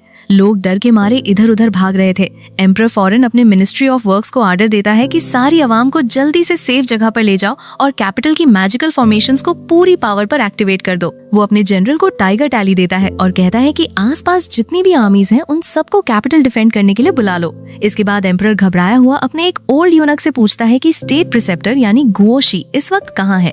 यूनक बताता है कि वो झाइशिंग पवेलियन में है। एम्परर फौरन भागता हुआ झाइशिंग पवेलियन पहुंचता है, जहां पर स्टेट प्रिसेप्टर, जो कि एक व्हाइट हेयर वाला बूढ़ा आदमी था, वो शांति से बैठा हुआ था। एम्परर उससे पूछता है कि स्टेट प्रिसेप्टर, क्या आप जानते हैं कि ये अननोन क्रीचर्स आखिर हैं क्या और कहां से आई हैं? स्टेट प्रिसेप्टर एक गहरी सांस लेता है और बताता है कि योर मैजेस्टी, ये क्रीचर्स इस दुनिया में बहुत पहले ही एक्सटिंक्ट हो चुकी थी। इन्हें डीमन रेस कहा जाता है। ये डीमंस इंसानों का खून पीकर अपनी कल्टीवेशन बढ़ाते हैं। Tens of thousands of years पहले कुछ बहुत ही पावरफुल ग्रेट एम्परर्स ने मिलकर इन डीमंस को इस तियान्युआन वर्ल्ड से बाहर निकाल फेंका था। एम्परर परेशानी से पूछता है कि तो क्या इन डीमंस को मारने का कोई तरीका या कोई वीकनेस है? स्टेट प्रिसेप्टर अपना सिर हिलाता है और कहता है कि डीमंस बहुत ही ब्लडथर्स्टी होते हैं और इन्हें मारना बहुत मुश्किल है। इस वक्त हमारी आखिरी उम्मीद सिर्फ श्वानतियान स्वॉर्ड सेक्ट के इमॉर्टल्स हैं। अगर हमने उनसे मदद नहीं मांगी तो हमारा बचना नामुमकिन है। एम्परर मजबूर होकर कहता है कि लगता है अब यही एक रास्ता बचा है। दूसरी तरफ श्वानतियान सेक्ट के मेन हॉल में सारे एल्डर्स जमा थे। एक एल्डर आगे आकर अनाउंस करता है कि एंशिएंट रिकॉर्ड्स के मुताबिक जब भी डीमन रेस इस दुनिया में वापस आती है तो हर तरफ सिर्फ मौत और तबाही फैल जाती है। वहाँ बैठा एक और एल्डर जोर जोर से हंसने लगता है और एरोगेंस में कहता है कि डीमन रेस, मैंने तो आज तक इनका नाम भी नहीं सुना। अगर वो यहाँ आने की हिम्मत करते हैं तो मैं उन्हें जिंदा नहीं छोड़ूंगा और उनका एक एक टुकड़ा कर दूंगा। तभी नरेशन दोबारा स्टार्ट होती है और बताती है कि जब से डीमंस आए हैं हर दिन हजारों मासूम लोग मारे जा रहे हैं। डीमंस ने सबसे पहले अपनी पुरानी टेरिटरीज पर कब्जा किया और अब वो बाकी डोमेन्स को तबाह कर रहे हैं। ईस्टर्न डोमेन के मॉर्टल वर्ल्ड में इस वक्त सिर्फ 2 ही ताकतें बची हैं। एक तियानश्वान डायनेस्टी जिसे श्वानतियान सेक्ट प्रोटेक्ट कर रहा है और दूसरी यूहुआ डिवाइन डायनेस्टी जहां पर एक सोल फॉर्मेशन रेल्म का एंसेस्टर उनकी हिफाजत कर रहा है। बाकी सारी डायनेस्टीज पूरी तरह से खत्म हो चुकी हैं। और सबसे डरावनी बात यह है कि ये डीमंस की सिर्फ एक वैनगार्ड आर्मी है। इनकी मेन फोर्स अभी आना बाकी है। वहीं पर ये कॉन्ग एक पहाड़ी के किनारे शांति से बैठा हुआ था। उसे अचानक से अपने अंदर एक अजीब सी फीलिंग आती है, जैसे तियान्युआन टावर उसे अपनी तरफ बुला रहा हो। ये कॉन्ग फौरन अपनी एंशिएंट रिकॉर्ड्स की बुक निकालता है और उसे पढ़ने लगता है। उस बुक में लिखा था कि डीमन एम्परर के अंडर 4 बहुत ही खतरनाक डीमन लॉर्ड्स हुआ करते थे, जिनके नाम ब्लड, फींड, फोर्स और रैथ थे। पर बुक में ये भी लिखा था कि वो चारों डीमन लॉर्ड्स तो बहुत सालों पहले ही राख बन चुके थे। ये कॉन्ग बुक बंद करता है और सोचता है कि अगर वो मर चुके थे तो अब ये सब क्या हो रहा है। श्वानतियान सेक्ट के मेन हॉल में सेक्ट मास्टर बहुत परेशान थे। एक एल्डर आकर उन्हें बताता है कि सेक्ट मास्टर, हमने पूरे सेक्ट में ढूंढ लिया पर हमें ये कॉन्ग कहीं नहीं मिला। सेक्ट मास्टर एक गहरी सांस लेते हैं और कहते हैं कि चाहे ये कॉन्ग वापस आए या ना आए, हम इस तरह हाथ पर हाथ रखकर नहीं बैठ सकते। हम पूरे सेक्ट को लेकर वहां जाएंगे जहां डीमंस ने हमला किया है और मासूम लोगों को बचाने लिए एक स्ट्रॉन्ग डिफेंस लाइन बनाएंगे। सेक्ट मास्टर आर्डर देते हैं कि डीमंस की तादाद बहुत ज्यादा है और किसी भी वक्त कोई खतरनाक डीमन लॉर्ड वहां आ सकता है, इसलिए हमारे सारे डिसाइपल्स को वापस बुला लो। और वहां से निकलने से पहले हमारी टेरिटरी के आसपास जितने भी मासूम लोग हैं उन्हें सेक्ट के 100 माइल्स के रेडियस में शिफ्ट कर दो। ये मैसेज तियानश्वान एम्परर को भी भेज दो। जल्द ही हम देखते हैं कि हजारों की तादाद में लोग अपने घर छोड़कर श्वानतियान सेक्ट की तरफ माइग्रेट कर रहे थे। तियानश्वान एम्परर यूहुआ डिवाइन डायनेस्टी के लोगों को भी अपनी टेरिटरी में आने की परमिशन दे देते हैं। श्वानतियान सेक्ट के सारे डिसाइपल्स आसमान में उड़ते हुए एक बहुत ही मैसिव मैजिकल डिफेंस लाइन तैयार कर लेते हैं। सेक्ट मास्टर सबके सामने आकर अनाउंस करते हैं कि डीमंस की आर्मी किसी भी वक्त यहाँ पहुँच सकती है। अपनी स्वॉर्ड्स तैयार रखो और अपनी हिफाजत खुद करना। अगले ही पल आसमान में बहुत ही डरावने काले बादल जमा हो जाते हैं। उन बादलों के बीच में से एक बहुत ही मैसिव, जायंट और टेरिफाइंग डीमन लॉर्ड का प्रोजेक्शन अपीयर होता है, जिसका नाम डीमन लॉर्ड बा था। वो डीमन लॉर्ड जोर जोर से हंसने लगता है और उसकी आवाज से पूरी जमीन हिलने लगती है। वो चिल्लाता है कि tens of thousands of years के बाद ये एम्परर दोबारा इस तियान्युआन वर्ल्ड में वापस आ चुका है। मेरे बच्चों, अपने किंग का स्वागत करो। वो डीमन लॉर्ड अपना एक बहुत ही मैसिव डार्क हाथ आगे बढ़ाता है और श्वानतियान सेक्ट के मैजिकल बैरियर पर एक जोरदार हमला करता है। बैरियर एक ही सेकंड में पूरी तरह से शटर हो जाता है और डीमंस की आर्मी अंदर घुसकर कल्टिवेटर्स को बेदर्दी से मारने लगती है। सेक्ट मास्टर और बाकी एल्डर्स ये तबाही देखकर पूरी तरह से घबरा जाते हैं। एक एल्डर परेशानी में कहता है कि अब हम क्या करें? हेवनली दाओ अलायंस के लोग अभी तक हमारी मदद के लिए क्यों नहीं आए? और ये कॉन्ग कहाँ चला गया है? वो अभी तक दिखाई क्यों नहीं दे रहा? वो मैसिव डीमन लॉर्ड उन एल्डर्स को देखकर एरोगेंस से हंसने लगता है और कहता है कि मैं तुम जैसे छोटे मोटे कीड़ों का यूज करके अपनी बॉडी को थोड़ा वार्म अप करूंगा। डीमन लॉर्ड अपने हाथ में एक बहुत ही मैसिव और glowing red energy sphere charge करता है और कहता है कि ह्यूमंस अब मौत के लिए तैयार हो जाओ। जैसे ही वो उस मैसिव अटैक को श्वानतियान सेक्ट पर थ्रो करता है, अचानक से आसमान में एक पोर्टल ओपन होता है और वहाँ पर वही क्यूट सा हस्की डॉग अपीयर हो जाता है।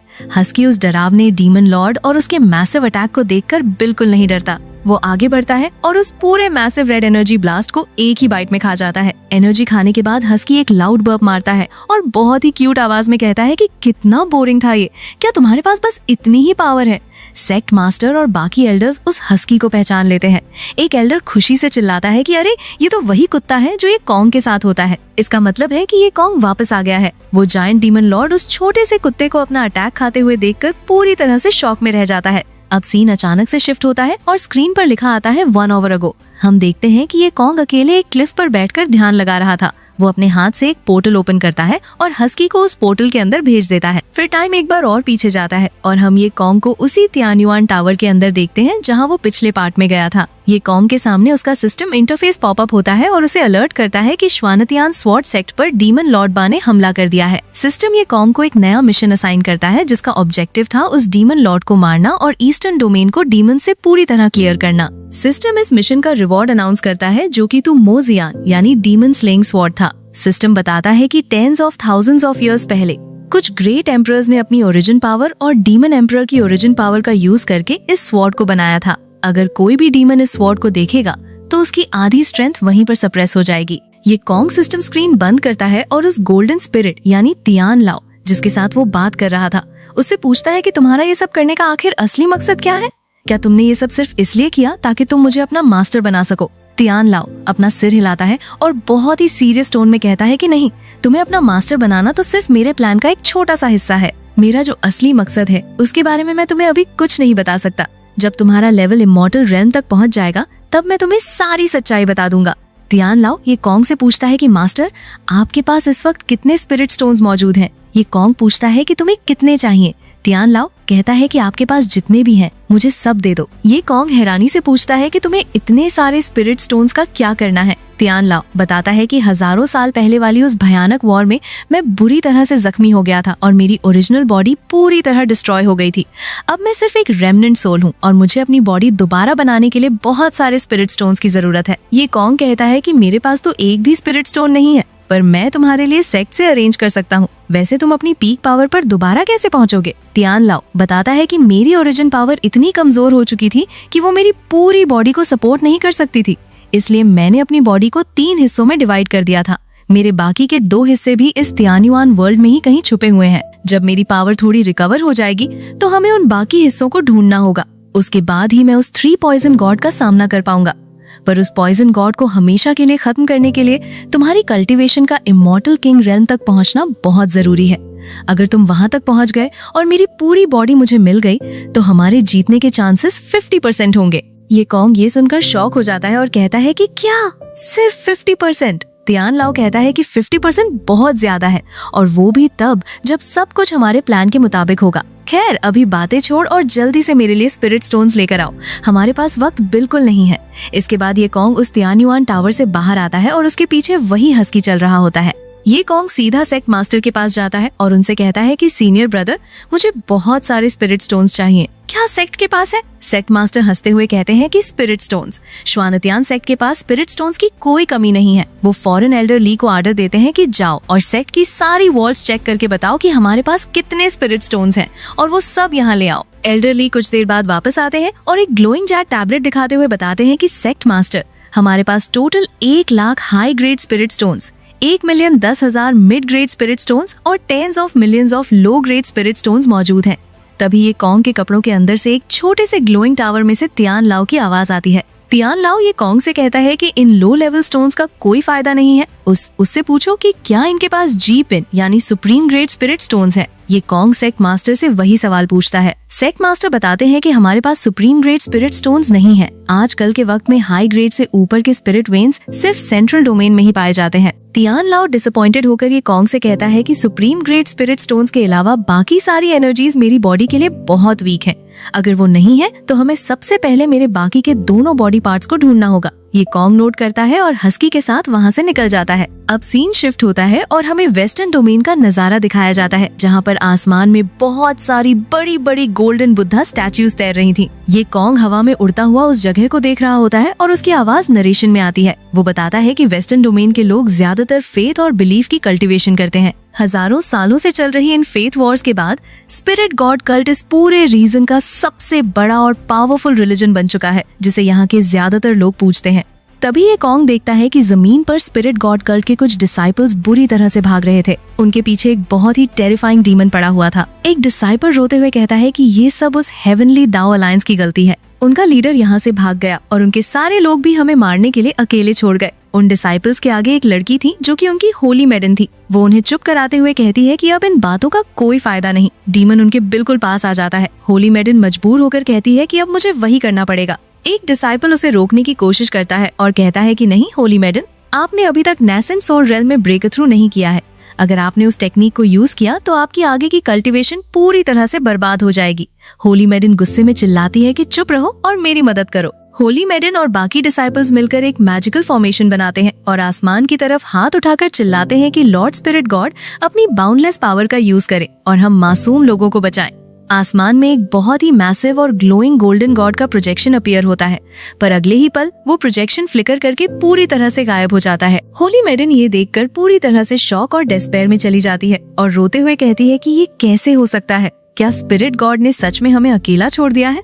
बाकी डिसाइपल्स भी जमीन पर गिरकर रोने लगते हैं और प्रे करते हैं कि स्पिरिट गॉड प्लीज हमें बचा लीजिए। वो डीमन एरोगेंस से हंसने लगता है और कहता है कि मैं तो समझा था तुम्हारे पास कोई बहुत बड़ी पावर है, पर ये तो सिर्फ एक दिखावा था। तभी उनमें से एक मोटा डिसाइपल डर के मारे डीमन के आगे घुटनों पर बैठ जाता है और रोते हुए भीख मांगता है कि प्लीज मुझे मत मारना, मैं तुम्हारा गुलाम बनने को तैयार हूँ, मैं तुम्हारा कुत्ता बन जाऊंगा। उसी वक्त आसमान से ये कॉन्ग हवा में तैरता हुआ उनके सामने आता है। ये कॉन्ग उस डीमन को एक ही झटके में डिस्ट्रॉय कर देता है और उस मोटे डिसाइपल को देखकर बहुत ही कोल्ड टोन में कहता है कि जिंदा रहने की कोशिश करना इंसान की फितरत है, पर अपनी जान बचाने के लिए किसी इविल डीमन का गुलाम बनना बहुत बड़ी लानत है। अगले जन्म में थोड़ी सी सेल्फ रिस्पेक्ट लेकर पैदा होना। ये बोलकर ये कॉन्ग उस मोटे डिसाइपल को भी वहीं मार देता है। होली मैडन और बाकी डिसाइपल्स ये कॉन्ग को बो करते हैं और उसकी पावर देखकर उसे थैंक यू कहते हैं। होली मैडन कहती है कि सीनियर, आपने हमारी जान बचाई है। अगर आप बुरा न माने तो प्लीज हमारे स्पिरिट गॉड कल्ट में एज अ गेस्ट चलिए। ये कॉन्ग अपने अंदर तियान लाओ की आवाज सुनता है जो कहता है कि इन लोगों के अंदर मुझे अपनी ऑरा फील हो रही है, इनके साथ जाओ। ये कॉन्ग उस होली मैडन से पूछता है कि तुम्हारा सेक्ट यहाँ से कितनी दूर है। होली मैडन सामने एक बहुत बड़े पहाड़ की तरफ इशारा करके बताती है कि बस वही सामने है। जल्द ही वो सब उस पहाड़ के ऊपर बने ग्रैंड टेम्पल के बाहर पहुंच जाते हैं, पर वहाँ का नजारा देखकर होली मैडन डर जाती है। टेम्पल की सीढ़ियों पर उनके कल्ट के बहुत सारे लोगों की लाशें पड़ी हुई थी और वहाँ का मैजिकल बैरियर पूरी तरह से टूटा हुआ था। वो सब भागते हुए टेम्पल के मेन हॉल में घुसते हैं। अंदर होली मैडन की मास्टर, जो कि एक पिंक कपड़े पहने हुए औरत थी, वो एक बहुत ही ग्लोइंग गोल्डन स्पिरिट के साथ फाइट कर रही थी। होली मैडन ये कॉन्ग से रोते हुए कहती है कि सीनियर, वो गोल्डन स्पिरिट हमारे लॉर्ड स्पिरिट गॉड हैं और वो औरत मेरी मास्टर है। पता नहीं ये सब क्या हो रहा है, प्लीज मेरी मास्टर को बचाइए। ये कॉन्ग उस गोल्डन स्पिरिट को ध्यान से देखता है और उसकी आंखों में एक चमक आ जाती है। वो कहता है कि मिल गया, ये वही है जिसे मैं ढूंढ रहा था। ये कॉन्ग आगे बढ़ता है और उसके अंदर से तियान लाओ की गोल्डन स्पिरिट निकलकर हवा में उड़ती हुई सीधा उस स्पिरिट गॉड के अंदर मर्ज हो जाती है। मर्ज होते ही वो स्पिरिट गॉड शांत होकर जमीन पर गिर जाता है।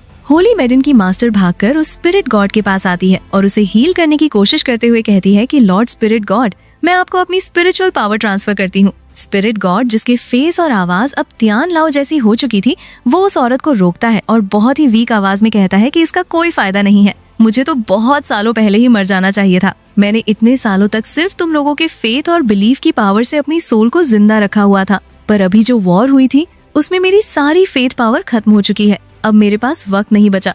स्पिरिट गॉड ये कॉन्ग की तरफ देखता है और उसे थैंक यू कहता है। होली मैडन रोते हुए ये कॉन्ग से कहती है कि सीनियर, प्लीज हमारे स्पिरिट गॉड को बचा लीजिए। ये कॉन्ग शांति से खड़ा रहता है। स्पिरिट गॉड कहता है कि इसकी सोल अब हमेशा के लिए खत्म होने वाली है, ये भी कुछ नहीं कर सकता। मेरे मरने के बाद इस दुनिया में कोई स्पिरिट गॉड नहीं बचेगा। स्पिरिट गॉड उस पिंक कपड़ों वाली औरत को आवाज लगाता है और कहता है कि लिटिल लुओ, इन सीनियर को हमारे क्लाउड पवेलियन में ले जाओ और इनकी अच्छी तरह से खातिरदारी करना। मुझे तुमसे अकेले में कुछ आखिरी बातें करनी है। सीन शिफ्ट होता है और हम देखते हैं कि ये कॉन्ग क्लाउड पवेलियन के एक बहुत ही शांत और खूबसूरत रूम में अकेले बैठकर एक गुचिन यानी एंशिएंट जीथर प्ले कर रहा था।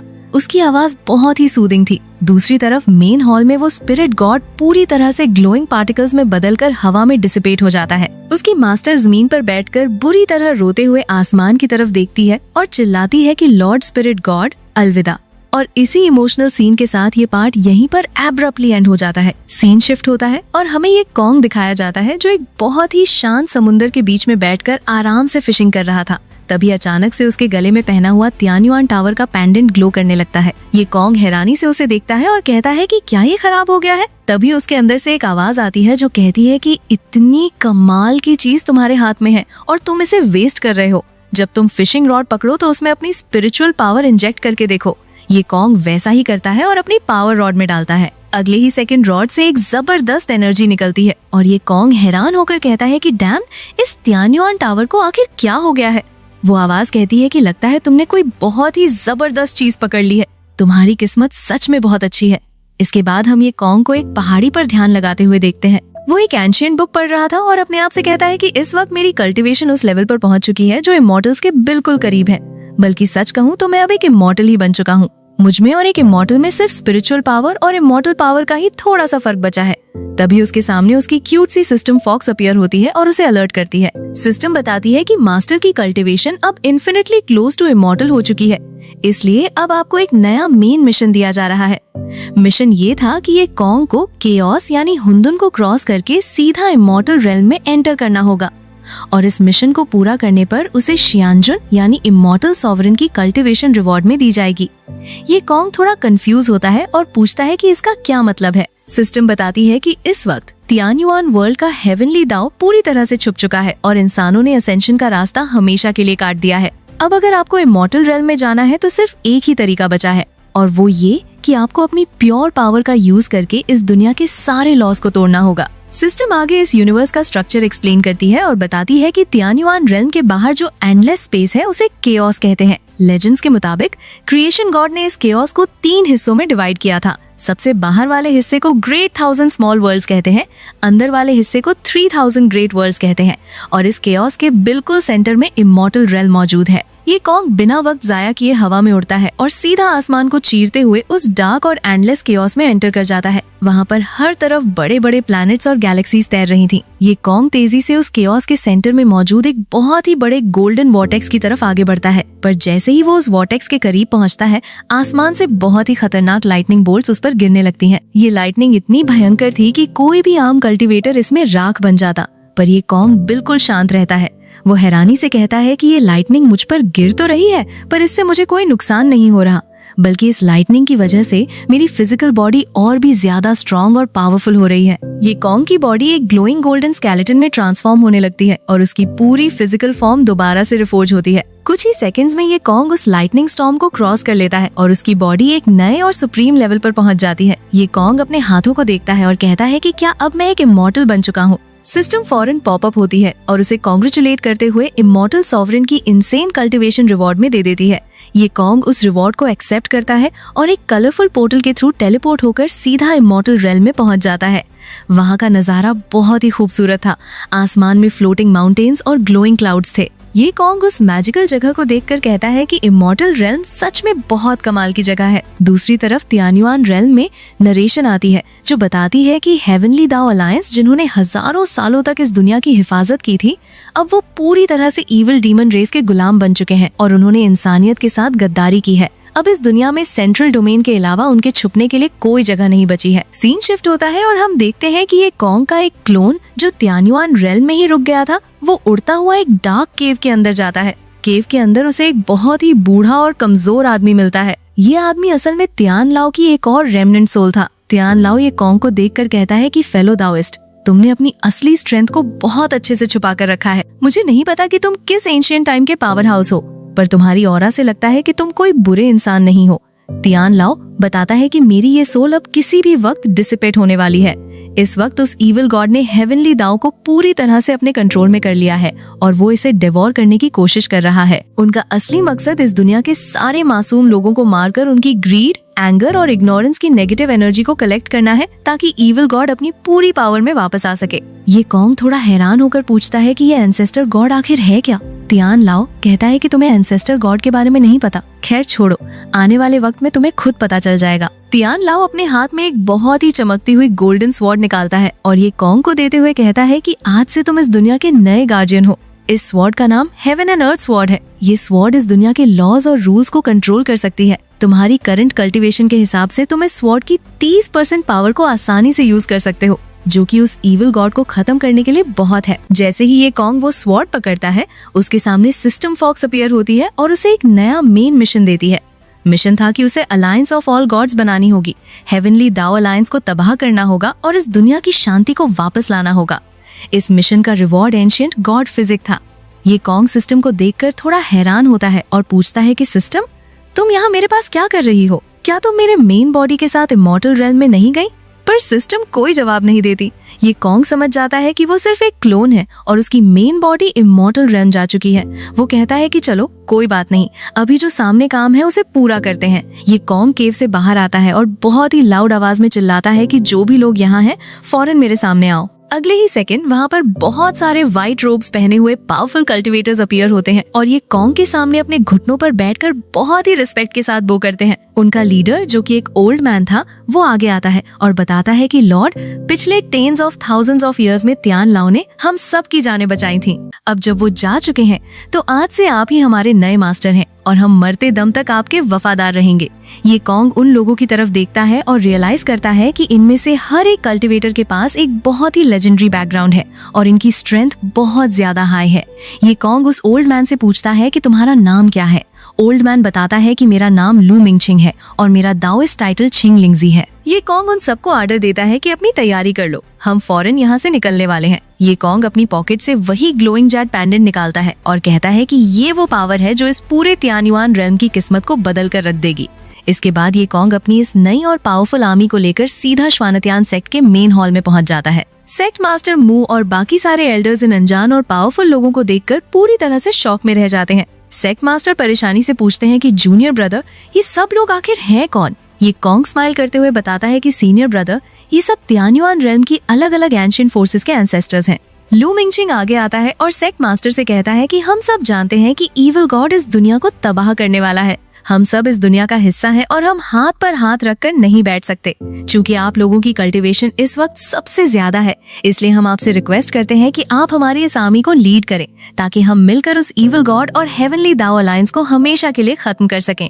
श्वानत्यान सेक्ट के एल्डर्स ये सुनकर बहुत खुश होते हैं। सेक्ट मास्टर ये कॉन्ग से कहते हैं कि हमने पहले ही एक अलायंस बनाने का सोचा था। अब जब तुम इन सबको ले आए हो तो इस अलायंस का नाम और इसका लीडर तुम ही डिसाइड करोगे। ये कॉन्ग बहुत ही कैजुअल टोन में कहता है कि मैं बहुत बिजी रहता हूँ, इसलिए मैं लीडर नहीं बन सकता। इस अलायंस का नाम अलायंस ऑफ ऑल गॉड्स होगा और इसके लीडर आप होंगे सीनियर ब्रदर। सेक्ट मास्टर घबरा जाते हैं और कहते हैं कि पर मेरी स्ट्रेंथ तो बहुत कम है, मैं इतने पावरफुल लोगों को कैसे लीड करूंगा।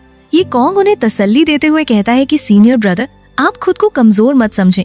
इविल गॉड से लड़ने के लिए इस पोजीशन पर किसी ऐसे इंसान का होना जरूरी है जिस पर मैं पूरा भरोसा कर सकूं। ये कॉन्ग उन एंशिएंट एक्सपर्ट से कहता है कि जब मैं यहाँ ना हूँ तो आप सबको मेरे सीनियर ब्रदर की हिफाजत करनी होगी और उनके ऑर्डर्स मानने होंगे।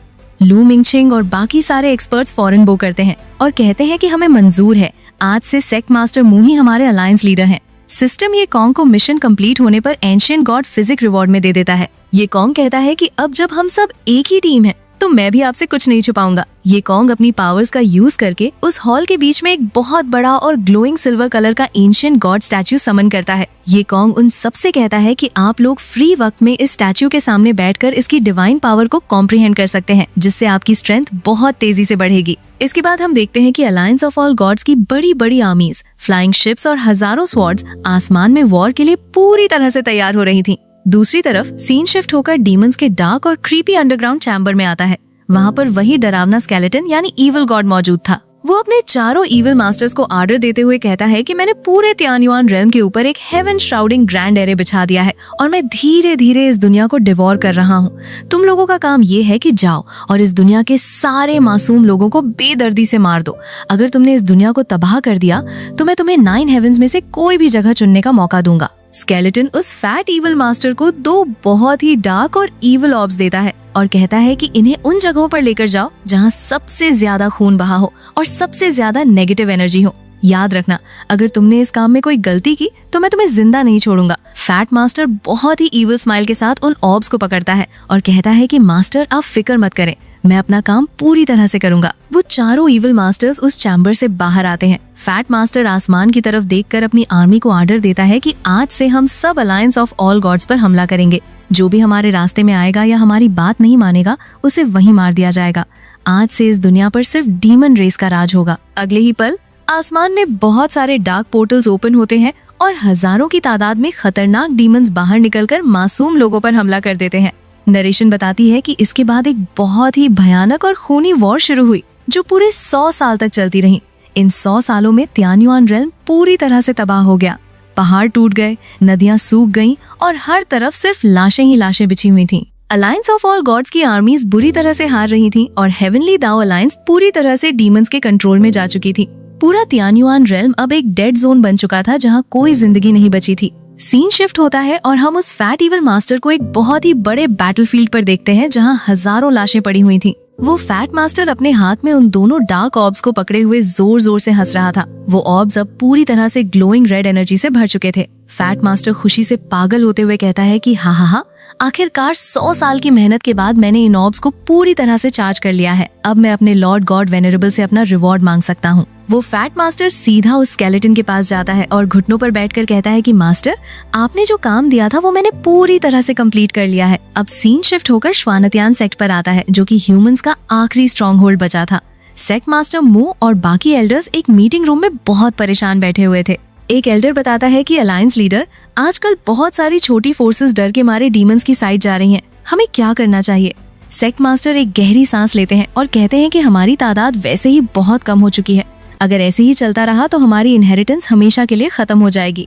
तभी एक सोल्जर भागता हुआ अंदर आता है और चिल्लाता है कि जल्दी से डिफेंस एरे एक्टिवेट करो, दुश्मनों ने हमला कर दिया है। सेक्ट के ऊपर एक बहुत ही बड़ा गोल्डन एनर्जी डोम एक्टिवेट हो जाता है और आसमान से हजारों डीमंस उस डोम पर हमला करने लगते हैं। तभी आसमान में वो चारों इविल मास्टर्स अपीयर होते हैं। फैट मास्टर एरोगेंस के साथ आगे आता है और चिल्लाता है कि ये कॉन्ग, फौरन बाहर आओ और अपनी मौत को गले लगाओ। वो चारों मास्टर्स मिलकर अपनी डार्क एनर्जी से उस गोल्डन डोम पर एक जोरदार हमला करते हैं जिससे वो डोम एक ही सेकंड में शटर हो जाता है और डीमन सेक्ट के अंदर घुसने लगते हैं। तभी ये कॉन्ग हवा में तैरता हुआ उनके सामने आता है। उसके चेहरे पर कोई डर नहीं था। ये कॉन्ग बहुत ही कोल्ड टोन में उन्हें तांट करते हुए कहता है कि क्या तुम लोगों का खेल खत्म नहीं हुआ? चुपचाप अपने सेंट्रल डोमेन में बैठे रहते तो जिंदा बच जाते। तुम्हें पता है कि तुम मुझसे नहीं जीत सकते, फिर भी बार बार मार खाने यहाँ आ जाते हो। फैट मास्टर गुस्से में चिल्लाता है कि बकवास बंद करो, अगले साल का ये दिन तुम्हारी मौत की एनिवर्सरी होगा। फैट मास्टर अपनी सबसे खतरनाक technique myriad demons return to ancestor activate करता है। उसके पीछे आसमान में एक बहुत ही बड़ा और डरावना डीमन का डार्क फैंटम अपीयर होता है। फैट मास्टर हंसते हुए कहता है कि क्या तुम्हें लगता है कि तुम मुझे अकेले हरा लोगे? तुम बहुत वीक हो। तुम एक को हरा सकते हो, 3 को हरा सकते हो, पर क्या तुम हम 5 को एक साथ हरा सकते हो? ये कॉन्ग बिल्कुल शांत रहता है और अपने सिस्टम से एक पोर्टल ओपन करता है जिसमें से वही क्यूट सा हस्की डॉग भौंकता हुआ बाहर निकल आता है। नीचे जमीन पर श्वानत्यान सेक्ट के डिसाइपल्स और उन डीमंस के बीच में एक बहुत ही जबरदस्त और खूनी जंग शुरू हो जाती है। हर तरफ स्वॉर्ड्स और मैजिक अटैक्स चल रहे थे। फैट मास्टर ये कॉन्ग को देखकर कहता है कि तुम अपनी अकेले की पावर से आखिर क्या उखाड़ लोगे? नीचे देखो, तुम्हारे लोग मर रहे हैं। बेहतर यही होगा कि तुम हमारे साथ मिल जाओ। मैं तुम्हें हमेशा के लिए जिंदा रखूंगा और तुम जो मांगोगे वो तुम्हें मिलेगा। ये कॉन्ग की आंखें गुस्से से ग्लो करने लगती हैं।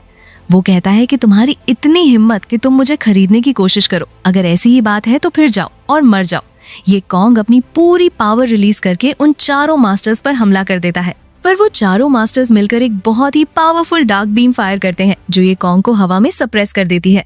ये कॉन्ग उनके कंबाइंड अटैक का प्रेशर बर्दाश्त नहीं कर पाता और उसके मुंह से खून निकलने लगता है। ये कॉन्ग समझ जाता है कि वो अकेले इन सबको नहीं हरा सकता। वो अपने आप से कहता है कि अगर मैं ऐसे ही लड़ता रहा तो ये लोग मुझे जिंदा खा जाएंगे। मेरे पास हेवन एंड अर्थ स्वॉर्ड को यूज करने का सिर्फ एक आखिरी मौका बचा है। मुझे किसी भी तरह इनमें से कुछ लोगों को अपने साथ मारना होगा ताकि मैं अपनी मेन बॉडी के लिए थोड़ा वक्त खरीद सकूं। ये कॉन्ग अपनी पूरी बची हुई स्ट्रेंथ लगाता है और उस सप्रेशन को तोड़ देता है। वो हवा में अपनी golden heaven and earth sword को बुलाता है और जोर से चिल्लाता है कि heaven and earth sword /3000 and inhalation, power of laws, go for me. ये कॉन्ग अपनी स्वॉर्ड को पूरी फोर्स के साथ स्विंग करता है जिससे आसमान में एक आंखें चौंधिया देने वाली गोल्डन स्वॉर्ड वेव निकलती है जो सीधा उन चारों मास्टर्स की तरफ जाती है। वो चारों मास्टर्स घबराकर अपना मैजिकल शील्ड बनाते हैं, पर उस अटैक की पावर इतनी ज्यादा थी कि वो सब पीछे की तरफ ब्लास्ट हो जाते हैं। ये कॉन्ग इस मैसिव अटैक को यूज करने के बाद बुरी तरह थक जाता है और दोबारा खून थूकता है, पर वो चारों इविल मास्टर्स मरते नहीं हैं,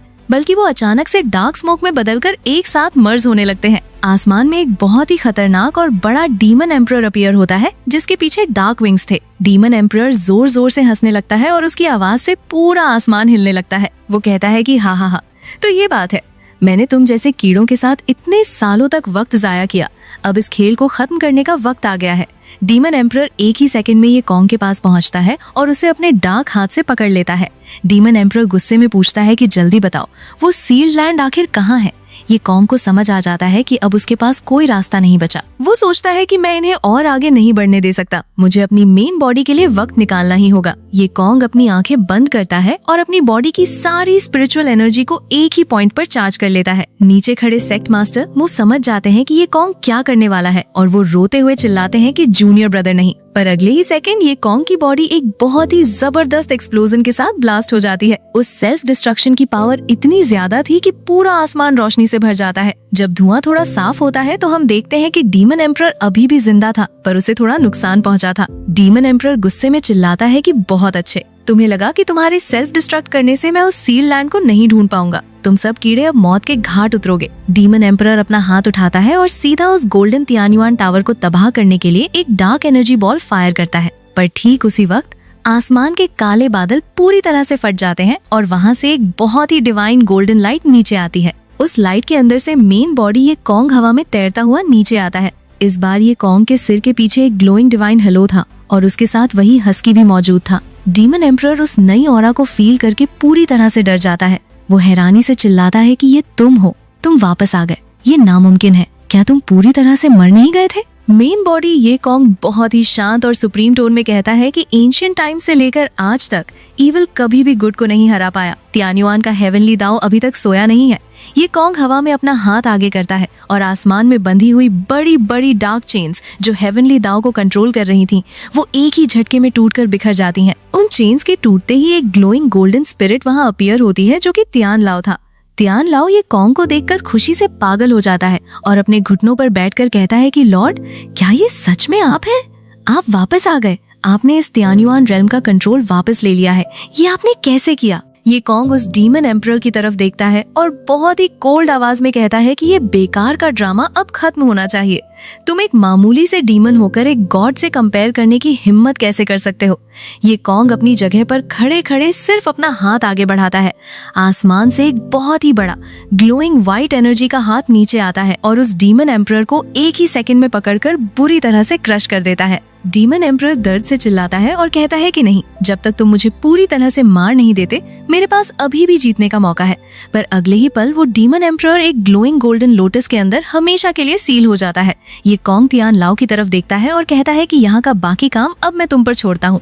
तियान लाओ हैरानी से पूछता है कि लॉर्ड, क्या आप दोबारा से जा रहे हैं? नीचे जमीन पर खड़े श्वानतियान सेक्ट के डिसाइपल्स और सेक्ट मास्टर मो इस एपिक सीन को देखकर पूरी तरह से शॉक में थे। एक डिसाइपल हैरानी से सेक्ट मास्टर से कहता है कि मार्शल अंकल, क्या वो आसमान में खड़ा सुप्रीम बीइंग हमारे मास्टर जैसा नहीं लग रहा? सेक्ट मास्टर की आंखों में आंसू आ जाते हैं और वो धीरे से कहते हैं कि जूनियर ब्रदर। इसके बाद सीन शिफ्ट होता है और हम आसमान के ऊपर ग्लोइंग क्लाउड्स के बीच में आ जाते हैं। वहाँ पर वो मेन बॉडी ये कॉन्ग जिसके पीछे डिवाइन हेलो था, वो उस क्लोन ये कॉन्ग की स्पिरिट से मिलता है। मेन बॉडी ये कॉन्ग बहुत ही शांत आवाज में कहता है कि तुम आखिर आ ही गए, तुम मैं ही हूँ, या फिर यूं कहो कि तुम मेरी ही कंटिन्यूएशन हो। Tens of thousands of years पहले जब मेरा उस इविल गॉड के साथ बैटल हुआ था तो मैंने अपनी आखिरी ओरिजिन पावर को री इनकारनेशन में भेज दिया था और वही पावर तुम्हारे अंदर री इनकारनेट हुई थी। इसलिए इस तियान्युआन रेल्म की हर एक चीज तुमसे जुड़ी हुई है।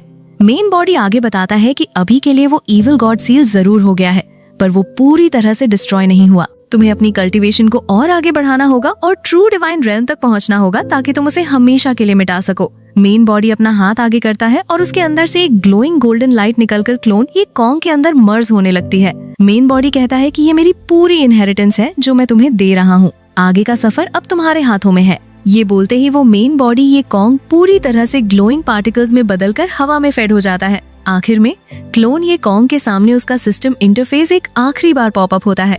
सिस्टम एक बहुत ही जेंटल आवाज में कहती है कि डिंग, कांग्रेचुलेशंस होस्ट, आपने अपना अल्टीमेट और फाइनल मिशन सक्सेसफुली कंप्लीट कर लिया है। अब ये सिस्टम हमेशा के लिए अनइंस्टॉल होने जा रहा है। मेरी दुआ है कि होस्ट अपने गॉड बनने के इस सफर पर हमेशा ऐसे ही आगे बढ़ते रहें और उन्हें कोई रोक ना सके।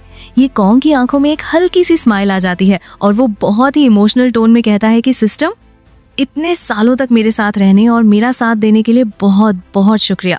इसके बाद ये कॉन्ग मुड़कर आसमान की तरफ देखता है और एक नए सफर के लिए आगे बढ़ जाता है। वीडियो के बिल्कुल एंड में हमें एक बहुत ही पीसफुल सीन दिखाया जाता है जहाँ ये कॉन्ग एक खूबसूरत पहाड़ी पर अपने डिसाइपल के साथ आराम से बैठकर टी पी रहा होता है। टी पीते हुए कहानी एक बार फिर से पास्ट में शिफ्ट होती है जहां हमें कुछ पुराने और बहुत ही जरूरी इवेंट्स डिटेल में दिखाए जाते हैं। सीन की शुरुआत में हम ये कॉन्ग को अपने यंग डिसाइपल लिन चेन के साथ बैठा हुआ देखते हैं। ये कॉन्ग लिन चेन से उसके पास्ट के बारे में पूछता है। लिन चेन थोड़ा उदास होकर बताता है कि 10 साल की उम्र से पहले की उसकी सारी मेमोरीज पूरी तरह से ब्लैंक है। उसे कुछ भी याद नहीं है, बस इतना याद है कि उसे किसी ने अडॉप्ट किया था और बाद में उसके उन अडॉप्टिव पेरेंट्स को बेदर्दी से मार दिया गया था।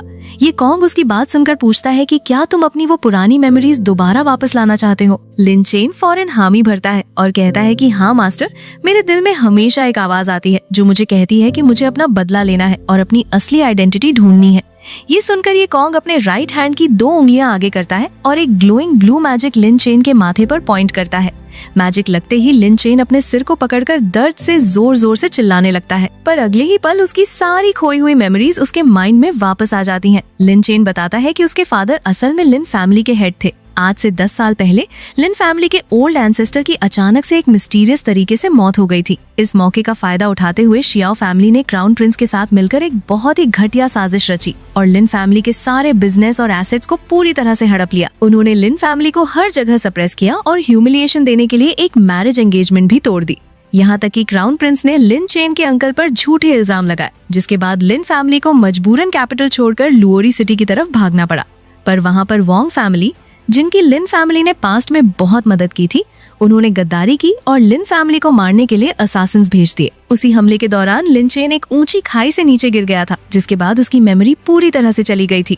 ये कॉन्ग ये सारी दर्दनाक कहानी सुनकर पूछता है कि क्या तुम इन सब लोगों से अपना बदला लेना चाहते हो। लिन चेन की आंखों में गुस्सा होता है और वो फर्मली कहता है कि हाँ। ये कॉन्ग उसे वार्न करता है कि तुम्हारे अंदर किलिंग इंटेंट बहुत ज्यादा बढ़ चुका है, जो आगे चलकर तुम्हारे माइंड को ब्लाइंड कर सकता है। ये कॉन्ग कहता है कि मैं आज तुम्हें कल्टीवेशन सिखाना शुरू करूंगा। अगर तुम 1 महीने के अंदर फाउंडेशन एस्टैब्लिशमेंट रेल में ब्रेक थ्रू कर लेते हो तो मैं खुद तुम्हारे साथ पहाड़ से नीचे चलूंगा और तुम्हें इंसाफ दिलाऊंगा।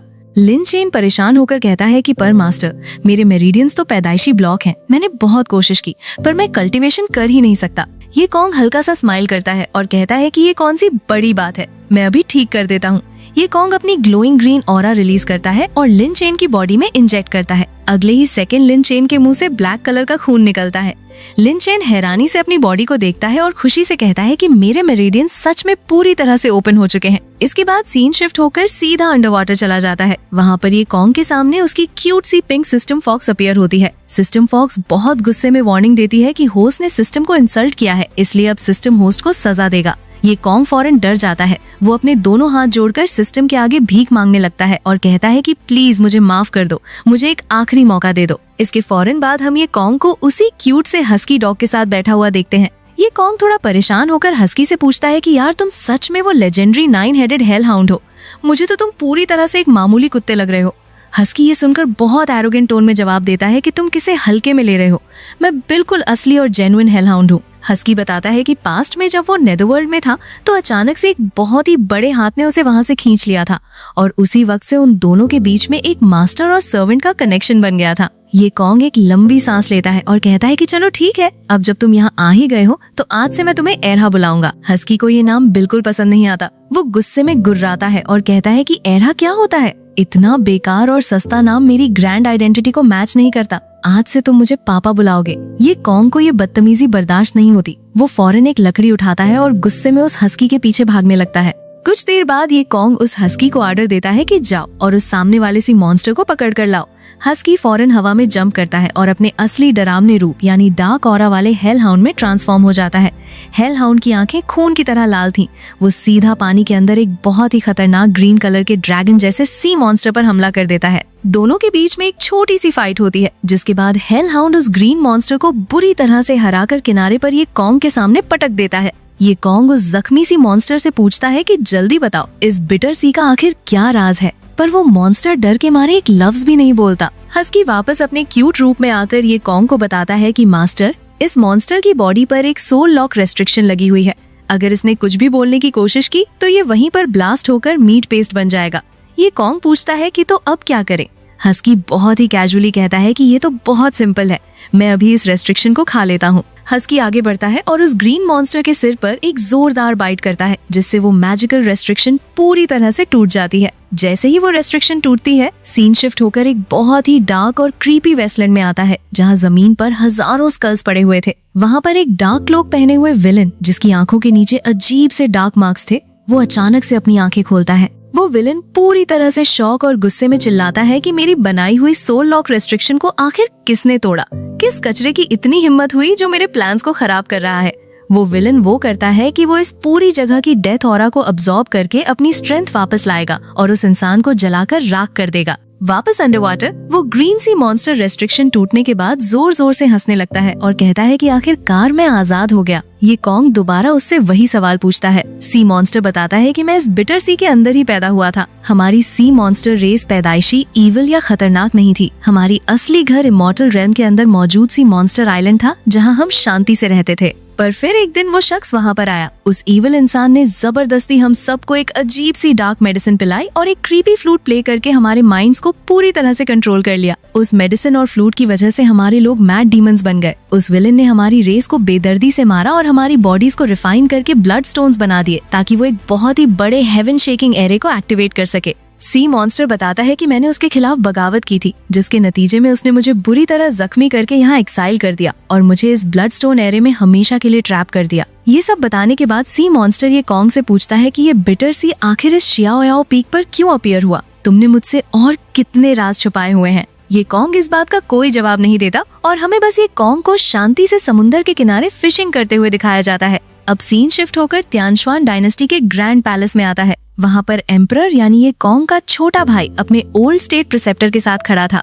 एम्परर बहुत परेशानी में पूछता है कि स्टेट प्रिसेप्टर, क्या आप किसी तरह मेरे बड़े भाई की लोकेशन ढूंढ सकते हैं? स्टेट प्रिसेप्टर एक गहरी सांस लेते हैं और कहते हैं कि एल्डर प्रिंस को गायब हुए बहुत साल हो चुके हैं। अगर वो वापस आ गए तो इस त्यानश्वान डायनेस्टी की सारी प्रॉब्लम्स एक ही झटके में सॉल्व हो जाएंगी। स्टेट प्रिसेप्टर आगे कहते हैं कि मेरी उम्र अब पूरी हो चुकी और मेरा आखिरी वक्त करीब है, इसलिए त्यानश्वान के फ्यूचर को बचाने के लिए मैं आज अपनी लाइफ फोर्स को कुर्बान करके अपनी अल्टीमेट डिविनेशन आर्ट का यूज करूंगा। स्टेट प्रिसेप्टर अपने दोनों हाथों से एक glowing golden magic circle activate करते हैं। मैजिक इतना पावरफुल था कि उनके मुंह से खून निकलने लगता है। वो अपनी आखिरी सांसों में एक ब्रश उठाते हैं और एक स्क्रॉल पर लिखते हैं कि साउथ ईस्ट में एक श्वानतियान नाम का पीक है और वहाँ का शियाओयाओ मास्टर ही एल्डर प्रिंस है। ये मैसेज लिखते ही स्टेट प्रिसेप्टर का बैलेंस बिगड़ता है और वो जमीन पर गिरकर मर जाते हैं। एम्परर अपने सबसे वफादार एडवाइजर को इस तरह मरते देख पूरी तरह से टूट जाता है और अपने गार्ड्स को ऑर्डर देता है कि स्टेट प्रिसेप्टर का फ्यूनरल एक किंग के लेवल पर किया जाए। इसके बाद एम्परर डिसाइड करता है कि वो अपने भाई को ढूंढने खुद जाएगा। वो एक मामूली इंसान का भेष बदलता है और एक सिंपल सी कैरेज में बैठकर चुपचाप कैपिटल से निकल जाता है। सीन फिर से शिफ्ट होता है और हमें एंशिएंट इमॉर्टल टाउन का नजारा दिखाया जाता है। टाउन के सारे मासूम लोग एक बहुत बड़े स्टोन स्टैच्यू के सामने घुटनों पर बैठकर प्रे कर रहे थे। तभी अचानक आसमान से एक डार्क पर्पल कलर की बीम उस स्टैच्यू पर आकर गिरती है और उस बीम के अंदर से एक आदमी हवा में तैरता हुआ नीचे आता है। टाउन के लोग खुशी से चिल्लाने लगते हैं कि इमॉर्टल्स इस दुनिया में आ गए, पर असल में वो कोई इमॉर्टल नहीं बल्कि एक ईविल कल्टिवेटर था। वहाँ पर एक व्हाइट रोब्स पहने हुए राइटियस कल्टिवेटर उस ईविल इंसान को रोकने के लिए आगे बढ़ता है, पर तभी वही डार्क क्लोक्ड विलन जिसके चेहरे पर अजीब मार्क्स थे, वो अचानक वहाँ अपीयर होता है। वो क्लोक्ड विलन एक ही झटके में उस राइटियस कल्टिवेटर को बुरी तरह से हराकर जमीन पर गिरा देता है और उसके माइंड को मैनिपुलेट करते हुए कहता है कि गुस्सा करो, तुम जिन इमॉर्टल्स की पूजा करते हो उन्हें तुम्हारी मौत से कोई फर्क नहीं पड़ता। अगर तुम इन सबसे अपना बदला लेना चाहते हो तो मैं तुम्हें पावर दूंगा। मुरोंगतियान गुस्से और दुख में अंधा हो चुका था। उसकी आंखें अचानक से ग्लोइंग रेड हो जाती हैं और वो एक ट्रांस में चला जाता है। वो डार्क आवाज में कहता है कि हाँ, मैं तैयार हूँ। ठीक उसी वक्त उसकी छोटी सी क्यूट बहन भागती हुई आती है और उसे मुंह गेगे कहकर बुलाती है। पर मुरोंगतियान, जो इस वक्त पूरी तरह से उस विलन के माइंड कंट्रोल में था, वो बिना सोचे समझे अपने हाथ में पकड़ा हुआ वेपन सीधा अपनी ही छोटी बहन के सीने में उतार देता है। जैसे ही उसकी बहन जमीन पर गिरती है, मुरोंगतियान का माइंड कंट्रोल टूट जाता है। वो अपनी बहन की लाश को देखकर पूरी तरह से शॉक में रह जाता है और जमीन पर बैठकर बुरी तरह रोते हुए आसमान की तरफ देखकर चीखने लगता है। इस हार्ट ब्रेकिंग सीन के बाद कहानी श्वानतियान सेक्ट के मेन हॉल में आती है। सेक्ट मास्टर अपने थ्रोन पर बैठे एक रिपोर्ट पढ़ रहे थे जिसमें लिखा था कि एंशिएंट इमॉर्टल टाउन के सारे रेजिडेंट्स को किसी ने पूरी तरह से स्लॉटर कर दिया है।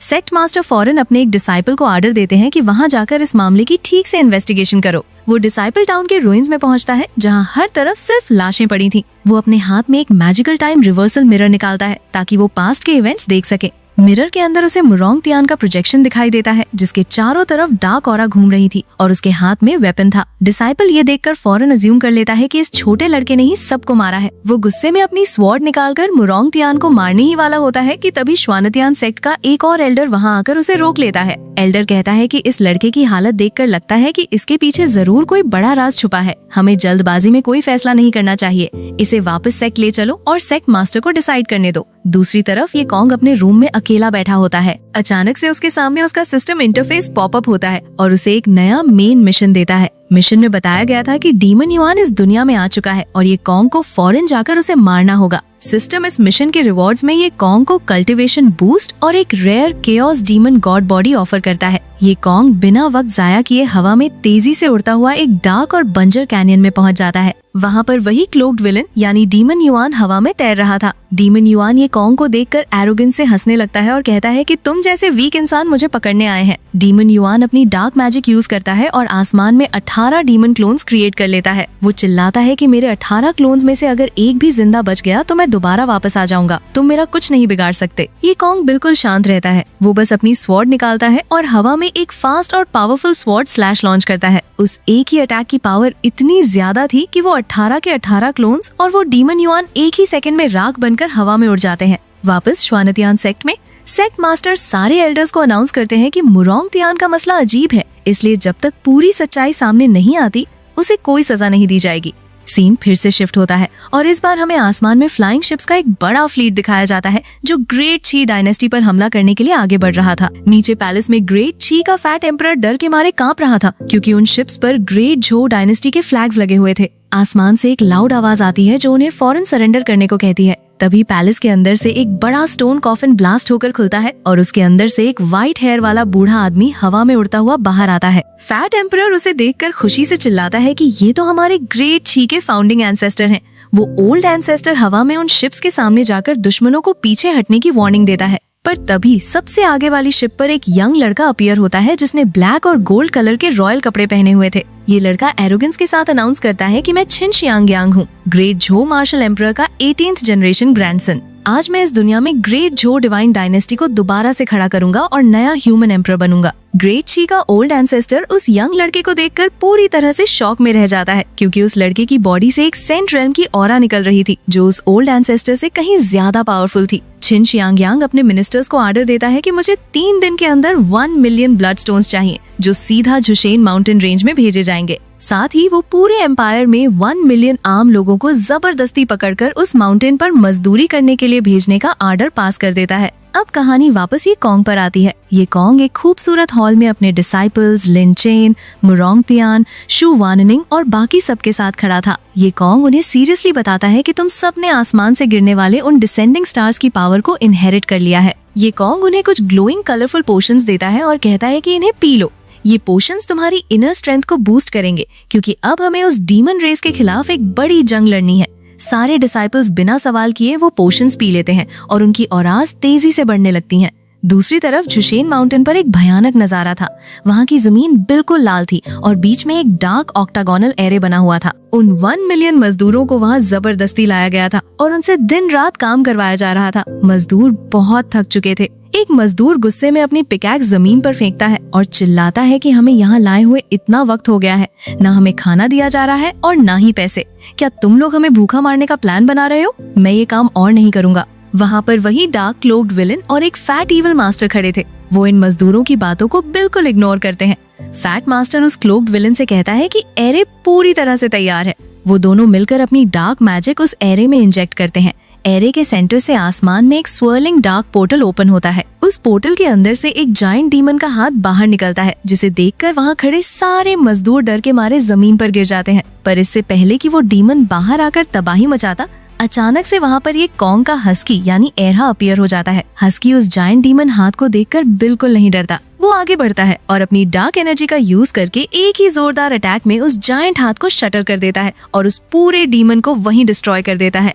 हस्की ये कॉन्ग की तरफ देखकर कहता है कि इस डीमन की बॉडी में रेयर मटेरियल्स हैं जिनसे टॉप टियर वेपन्स बनाए जा सकते हैं, पर क्योंकि ये मेरे किसी काम के नहीं है इसलिए मैं ये सब तुम्हें गिफ्ट कर रहा हूँ। ये कॉन्ग स्माइल करता है और उन मटेरियल्स को अपनी इन्वेंट्री में रख लेता है। इसके बाद वीडियो के आखिरी हिस्से में हम ये कॉन्ग को एक एंशिएंट तियान्युआन टावर के बाहर खड़ा देखते हैं। ये कॉन्ग उस टावर के भारी दरवाजे खोलकर अंदर एंटर करता है। अंदर का माहौल बहुत ही मिस्टीरियस था और दीवारों पर ग्लोइंग रून्स चमक रहे थे। अचानक से अंधेरे में से एक डार्क शैडो निकलकर ये कॉन्ग पर हमला कर देती है। ये शैडो कोई और नहीं बल्कि ये कॉन्ग का अपना ही एक डार्क क्लोन था। दोनों के बीच में एक फास्ट और इंटेंस स्वॉर्ड फाइट शुरू हो जाती है। ये कॉन्ग जितनी पावर से अटैक करता वो शैडो भी बिल्कुल उतनी ही पावर से उसे ब्लॉक कर लेती। ये कॉन्ग थोड़ा पीछे हटता है और समझ जाता है कि अपने ही क्लोन को अकेले हराना बहुत मुश्किल है। ये कॉन्ग स्माइल करते हुए उस शैडो से कहता है कि भले ही तुम मेरी कॉपी हो पर तुम्हारे पास वो सब कुछ नहीं है जो मेरे पास है। ये कॉन्ग जोर से चिल्लाता है कि दा हे, बाहर आओ। अगले ही सेकंड एक पोर्टल ओपन होता है और वही हस्की भौंकता हुआ बाहर निकल आता है।